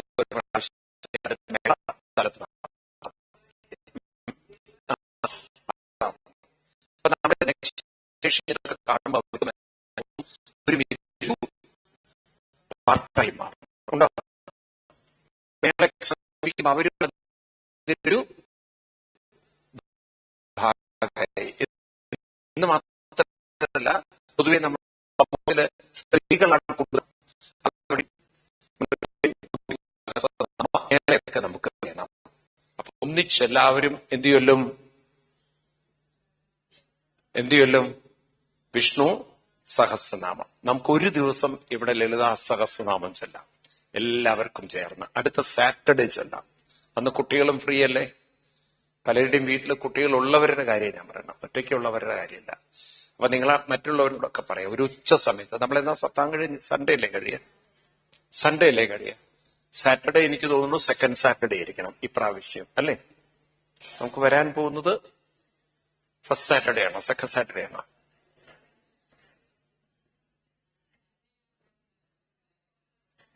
ഈ പ്രാവശ്യത്തെ സാറ്റർഡേ സെക്കൻഡ് ആണോ ഫസ്റ്റ് സാറ്റർഡേ? അപ്പൊ ഫസ്റ്റ് സാറ്റർഡേ വർക്കിംഗ് ആണോ അല്ലേ? ഫസ്റ്റ് സാറ്റർഡേ വർക്കിംഗ് ആണോ? ഇവിടെയൊക്കെ വർക്കിംഗ് ആണോ? സെക്കൻഡ് സാറ്റർഡേ ആണ് വർക്കിംഗ് അല്ലാത്തത്. അപ്പോ വേറെ ഹോളിഡേ ഒന്നുമില്ലല്ലോ അതിന്റെ ഇടയ്ക്ക്? വരുന്നുണ്ടോ ഏതെങ്കിലും ഹോളിഡേ? ഇല്ലല്ലോ. സെക്കൻഡ് മുതല്, അല്ലെങ്കിൽ പിന്നെ ഞായറാഴ്ച ചൊല്ലണം, സൺഡേ ചൊല്ലാം നമുക്ക്. സൺഡേ ചൊല്ലിയാലോ? അപ്പൊ എല്ലാവർക്കും വരാലോ, കുട്ടികൾക്ക്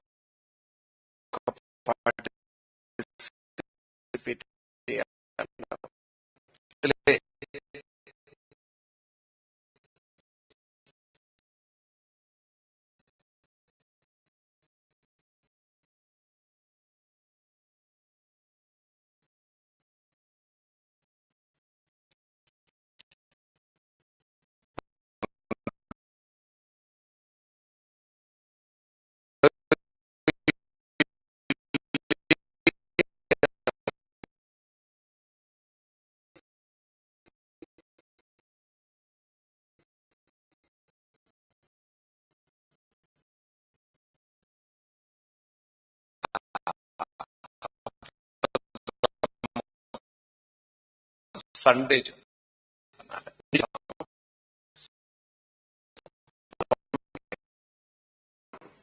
നമ്മൾ തന്നെ ഉണ്ടാക്കിയ കുക്കൂണാണ്. ഇതിന്ന് ഞാൻ തന്നെ എന്ത് ചെയ്യണം? പുറത്ത് കിടക്കണം. ഈ കോൺഫിഡൻസ് നമ്മുടെ മനസ്സിൽ വെക്കണം. അപ്പൊ 2 വാക്കുകൾ മറക്കരുത്: റെഡിനെസ് ആൻഡ് കൺസിസ്റ്റന്റ് പ്രാക്ടീസ്. ഇത് മറക്കരുത്, ഞാൻ പ്രാക്ടീസ് ചെയ്യുമെന്നുള്ളത്. ഇപ്രകാരം ഇതൊക്കെ പറഞ്ഞ് അങ്ങനെ ഭാഗവതത്തില് ഈ ചതുശ്ലോകി ഭാഗവതത്തെ പിന്നീട് വിപുലീകരിച്ചതാണ് 3-ാം സ്കന്ധം മുതൽ നമ്മൾ കാണുന്നത്. അപ്പൊ ഈ 3-ാം സ്കന്ധം മുതൽ വ്യാസഭഗവാൻ ഒരു ടോപ്പിക്കായിട്ടാണ് ഭാഗവത്തെ എടുത്തിരിക്കുന്നത്. ഒരു സിലബസ് പോലെ തയ്യാറാക്കി 10 ടോപ്പിക്കുകൾ ഇവിടെ ഡിസ്കസ് ചെയ്യാണ്. ഭാഗവത്തിന് ഡിസ്കസ് ചെയ്യാനുള്ളത് 10 ടോപ്പിക്കുകളാണ്. ഇതിനെ വിളിക്കുക ലക്ഷണം എന്നാ പറയാ. എന്താണ് ലക്ഷണം? ഏതാ 10 ടോപ്പിക്കുകള്? സർഗം, വിസർഗം, സ്ഥാനം, പോഷണം, ഊദയ, മന്വന്തരം, ഈശാനുകഥ, നിരോധം, മുക്തി, ആശ്രയം. അവസാനം എവിടെ കൊണ്ടെത്തിക്കുന്നത്? ആശ്രയത്തിലാണ്. ആരെയാണ് ആശ്രയിക്കേണ്ടത്? ആരെയാണ് ആശ്രയിക്കേണ്ടത്? എവിടെ നിന്നാണോ ഈ മനസ്സ്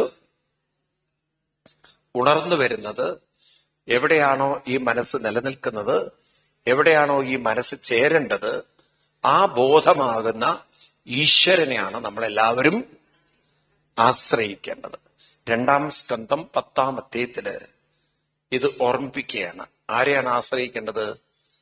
2-10, 2-ാം അധ്യായത്തിൽ 10-ാമത്തെ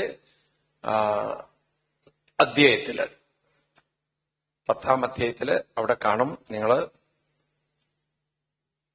ആരെയാണ് ആശ്രയിക്കേണ്ടത്. നമ്മള് 7-ാം ശ്ലോകത്തില് ആഭാസസ്ഥ നിരോധശ്ച യതശ്ച അധ്യവസീയതേ സ ആശ്രയ പരംബ്രഹ്മ പരമാത്മാ ഇതി ശബ്ദതേ.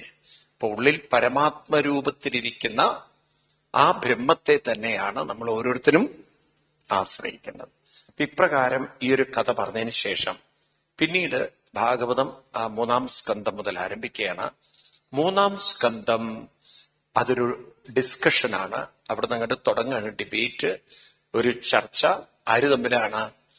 മൈത്രേയ മഹർഷിയും വിതുരരും തമ്മിൽ ചർച്ച ചെയ്യാണ്.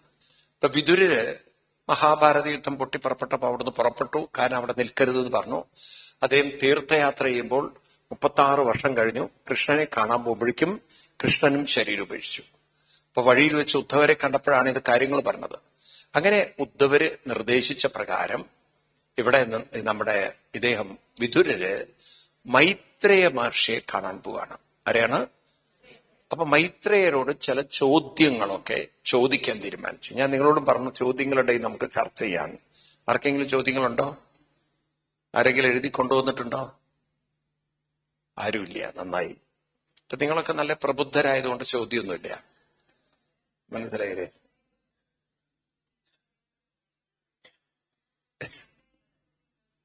എന്താണ് ചോദ്യം? ചോദിച്ചാൽ തെറ്റാവോ എന്ന് കാര്യത്തിൽ ചോദിക്കുന്നില്ല.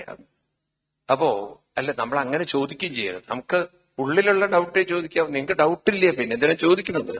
നിങ്ങൾ വളരെ ക്ലിയർ ആണ്. മനസ്സിലായില്ലേ? ഡൗട്ട് ഉണ്ടെങ്കിലല്ലേ ചോദിക്കേണ്ട കാര്യമില്ല. 2 കൂട്ടർക്ക് ചോദ്യമില്ല. ഒന്ന് ഒട്ടും പഠിക്കാത്തവർക്ക് ഒട്ടും ചോദ്യമില്ല. 2 ഇതൊക്കെ മനസ്സിലാക്കിയവർക്കും ചോദ്യമില്ല. അപ്പൊ നിങ്ങളിത് മനസ്സിലാക്കി കഴിഞ്ഞു, അതുകൊണ്ട് നിങ്ങൾക്ക് പ്രത്യേകിച്ച് ചോദ്യമില്ല. ഇടയ്ക്കുള്ളവർക്കാണ് എന്തുള്ളത്?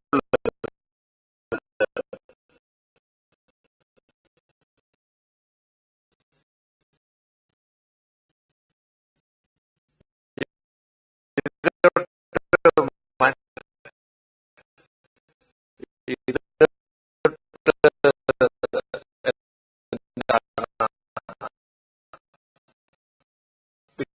പഠിക്കണോ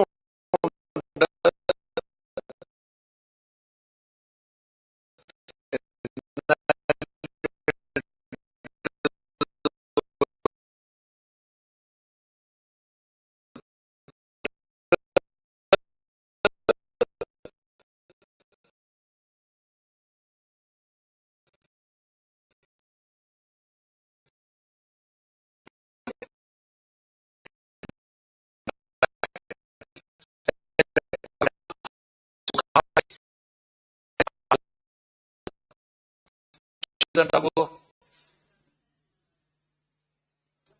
ഉണ്ടാവുമോ? ഉണ്ടാവില്ല. സുഖം ഉണ്ടാവുമോ?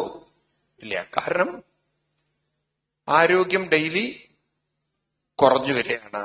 അതുപോലെ പിള്ളേരൊക്കെ നമ്മളിൽ നിന്നും അകന്നു പോവുകയാണ്. കുറെ കഴിഞ്ഞാൽ കൂടെയുള്ളവർ ഒരു ദിവസം നമ്മളോട് ടാറ്റ ബൈ ബൈ സീ എന്ന് പറഞ്ഞ അവര് പോവും. ഒറ്റപ്പെടാം. അല്ലേ? ആണോ അല്ലയോ? ഇപ്പൊ ലൈഫ് എന്ന് പറയുന്നത് ഒരു അൺസ്റ്റഡിയാണ്. ലൈഫ് എന്ന് പറഞ്ഞ അൺപ്രഡിക്റ്റബിൾ ആണ്. എന്നാലും മനുഷ്യന് മരിക്കുന്നത് വരെ സുഖം നിലനിർത്താൻ പറ്റുമോ? പറ്റുമോ? പറ്റും എന്നാണ് പറയുന്നത്. അതെങ്ങനെയാ പറ്റുക? ഇപ്പോ നമ്മൾ സുഖം എന്ന് പറയുന്നത് എല്ലാം കംഫർട്ടബിൾ ആക്കി എടുക്കുന്നതാണ് സുഖം. നമുക്ക് ഫേവർ ആക്കി എടുക്കുന്നതാണ് സുഖം. എല്ലാം നമ്മുടെ ഫേവറായിട്ട് ഒരു കാലത്തും ഒന്നും ഉണ്ടാവില്ല. ഇപ്പൊ നിങ്ങൾ നോക്കൂ, നല്ല സാധനം തന്നെ നിങ്ങൾ വീട്ടിൽ കൊണ്ടുവച്ചാൽ, ഇപ്പൊ നിങ്ങൾ നല്ലൊരു ഡ്രസ്സ് വാങ്ങിച്ചു, വളരെ എക്സ്പെൻസീവ് ആയിട്ടുള്ള സാരി മേടിച്ചു, ഒരു 4-5 കൊല്ലം നിങ്ങളത് ഉപയോഗിക്കാതെ വെച്ചു കഴിഞ്ഞാൽ എന്ത് സംഭവിക്കും? ചില കറകളും മറ്റും ഷെയ്ഡൊക്കെ അതിന് കയറി പിടിക്കും. ഉണ്ടോ? ഉണ്ടോ ഇല്ലയോ? അങ്ങനെ വസ്ത്രം കേട് വന്നിട്ടില്ല? അങ്ങനെ വസ്ത്രം കേട് വന്നിട്ടില്ല? ഡ്രസ്സൊന്നും കേട് വന്നിട്ടില്ല? ഇഷ്ടം മാതിരി പലതും കേടുവരും. ഇപ്പൊ വൈറ്റ് ഒക്കെ ആണെങ്കിൽ അതിന് തരം മഞ്ഞ നിറക്കെ കയറി പിടിക്കും. ഉണ്ടോ? പറയൂ. ഉണ്ട്. അങ്ങനെ എത്രയോ സാധനങ്ങൾ നിങ്ങൾ വാങ്ങിച്ചത് ഒന്നിനും കൊള്ളരുതായിട്ടില്ലേ? ഫ്രിഡ്ജിൽ മോഹത്തിൽ കൊണ്ടുവച്ച പിന്നെ കഴിക്കാൻ പറ്റാത്തതായില്ലേ? രസഗുളയൊക്കെ വാങ്ങിച്ച് ഫ്രിഡ്ജിൽ കൊണ്ടുവച്ച അതെല്ലാം കല്ലുകൂലിയായിരിക്കണോ? പിന്നെ ചിലരത് നഷ്ടപ്പെടണമെന്ന് വിചാരിച്ചിട്ട് മൈക്രോവേവിൽ വെച്ചിട്ട് വീണ്ടും ചൂടാക്കി കഴിക്കും. കാരണം അത്രയും അതിനോടുള്ള ഒരു കൊതിയുണ്ട്. ഇല്ലേ? എന്ന് പറഞ്ഞ പോലെ പലതും നമ്മുടെ ജീവിതത്തിൽ നമ്മൾ ആഗ്രഹിച്ചത് അതുപോലെ നമുക്ക് കൊണ്ടു നടക്കാൻ കാലം നമ്മളെ അനുവദിക്കില്ല. അതല്ലേ ഒരു കുഴപ്പം. ശരിക്കും പറഞ്ഞാൽ ആരോഗ്യമൊക്കെ എന്നും ഒരുപോലെ ആയിരുന്നെങ്കിൽ എത്ര നന്നായിരുന്നു. പക്ഷെ നമ്മൾ വിചാരിക്കുന്ന പോലെയല്ല. ഒരു ദിവസം കിഡ്നി കൂടെ ചട്നി ഉണ്ടാവും, മുട്ടെല്ലാം വേറെ മുട്ടിൽ പോയി അടിക്കും. ഇല്ലേ? നമ്മുടെ എല്ലിനെല്ലാം തേയ്മാനം വരും. എന്നാണെങ്കിൽ പലതരത്തിലുള്ള ആർത്രൈറ്റീസാ കയറി പിടിക്കുന്നത്. പണ്ടില്ലാത്ത കാല് നിലത്ത് വെച്ച പ്രശ്നം ഇപ്പൊ തന്നെ പലരും ഇരിക്കുമ്പോ കാല് പൊക്കിയിട്ടൊക്കെ ഇരിക്കുന്നത്. പറ്റിയ ഒരാളുടെ ഷോൾഡറിൽ വെച്ചാൽ നന്നായിരുന്നു എന്നുള്ള പലരെ. കാരണം കാല് താഴ്ത്തിയാൽ പ്രശ്നം, കാല് പൊക്കിയാൽ പ്രശ്നം, എന്തൊക്കെ പ്രശ്നങ്ങളാണ് നോക്കൂ. മുട്ട് പ്രശ്നം, ഒരുവിധം കുറെ കഴിഞ്ഞാൽ ആകെ പ്രശ്നങ്ങളാണ്. അല്ലേ? ഒരാൾ പറഞ്ഞ പോലെ എനിക്ക് രണ്ട് പ്രശ്നമേ ഉള്ളൂ. എന്താണ്? കഴിക്കുമ്പോൾ വയറിങ്ങനെ നിറഞ്ഞു വരികയാണ്. അത് പിന്നെ എല്ലാവർക്കും അങ്ങനെയല്ലേ? അതല്ല, അയാൾക്ക് പെട്ടെന്ന് വയറ് നിറയും. അതായത് ചിലർക്ക് ഭക്ഷണം കഴിക്കുമ്പോഴേക്കും വയറൊക്കെ കൂടെ വളരെ വലുതായി പോയി, ഒരു തരം ഗ്യാസ് ഫോം ചെയ്യുക. അങ്ങനെ ബുദ്ധിമുട്ടുന്നവരില്ലേ? ഉണ്ടോ ഇല്ലയോ? കഴിച്ചു കഴിഞ്ഞാൽ പിന്നെ ചിലർക്ക് അസിഡിറ്റി ഓം എന്നും പറയുന്നത്. എന്തൊക്കെ ആരോഗ്യ പ്രശ്നങ്ങൾ ഇന്ന് കൂടുതലാണ്. ആണോ? പറയൂ. വീട്ടിൽ പലതും ഉണ്ടാക്കിയിട്ട് കഴിക്കാൻ പറ്റാതെ അങ്ങനെ മോഹിച്ചു നിൽക്കുന്നവരുണ്ട്. ഷുഗർ കാരണം. ഇല്ലേ? ഷുഗറുള്ള സാധനങ്ങളൊക്കെ വീട്ടിൽ അവരോരുത്തർ കൊണ്ടുവരും, പലഹാരങ്ങളൊക്കെ മക്കൾ കൊണ്ടുവരും. പക്ഷെ ഒന്നും കഴിക്കരുത്. കാരണം ഡോക്ടർ ഷുഗർ പറഞ്ഞിട്ടുണ്ട്, ഷുഗർ കഴിച്ചാൽ ഷുഗറാണെന്ന്. അങ്ങനെ ജീവിക്കുന്നവർ. അപ്പോ ഇവിടെ ചോദിക്കുകയാണ്, ത്രൂ ഔട്ട് ലൈഫില് നമുക്ക് സുഖം നിലനിർത്താൻ പറ്റുമോ? ലൈഫിൽ സുഖവും നിലനിർത്താൻ പറ്റുമോ? പറ്റുമോ? പറ്റുമോ? പറ്റും എന്നാ പറയണത്. പറ്റും എന്നാണ് പറയണത്. എങ്ങനെ പറ്റും? പറഞ്ഞു. നിങ്ങൾ ഊണ് കഴിഞ്ഞിട്ട് വരൂ, പറഞ്ഞുതരാന്ന്. ആ ടോപ്പിക്ക് നമുക്ക് എന്തായാലും നമുക്ക് ഉച്ചയ്ക്ക് ഊണ് കഴിക്കാറായി. ഇപ്പൊ ഊണൊക്കെ കഴിഞ്ഞിട്ട് നമുക്ക് ആ ഭാഗം നോക്കാം. അടുത്ത സെഷനിൽ നോക്കാം. സുഖായ കർമാണി കരോതി ലോകേ നദൈ സുഖം വാ നിതുപാരമം വാ വിന്ദേതയത്ര ദുഃഖം യതത്ര യുക്തം ഭഗവൻ വദേന്ന. അപ്പൊ ഒരു കീർത്തനൊക്കെ ചൊല്ലി നമുക്ക് നിർത്താം. അപ്പം ഞായറാഴ്ച നമ്മൾ എന്ത് ചെയ്യും?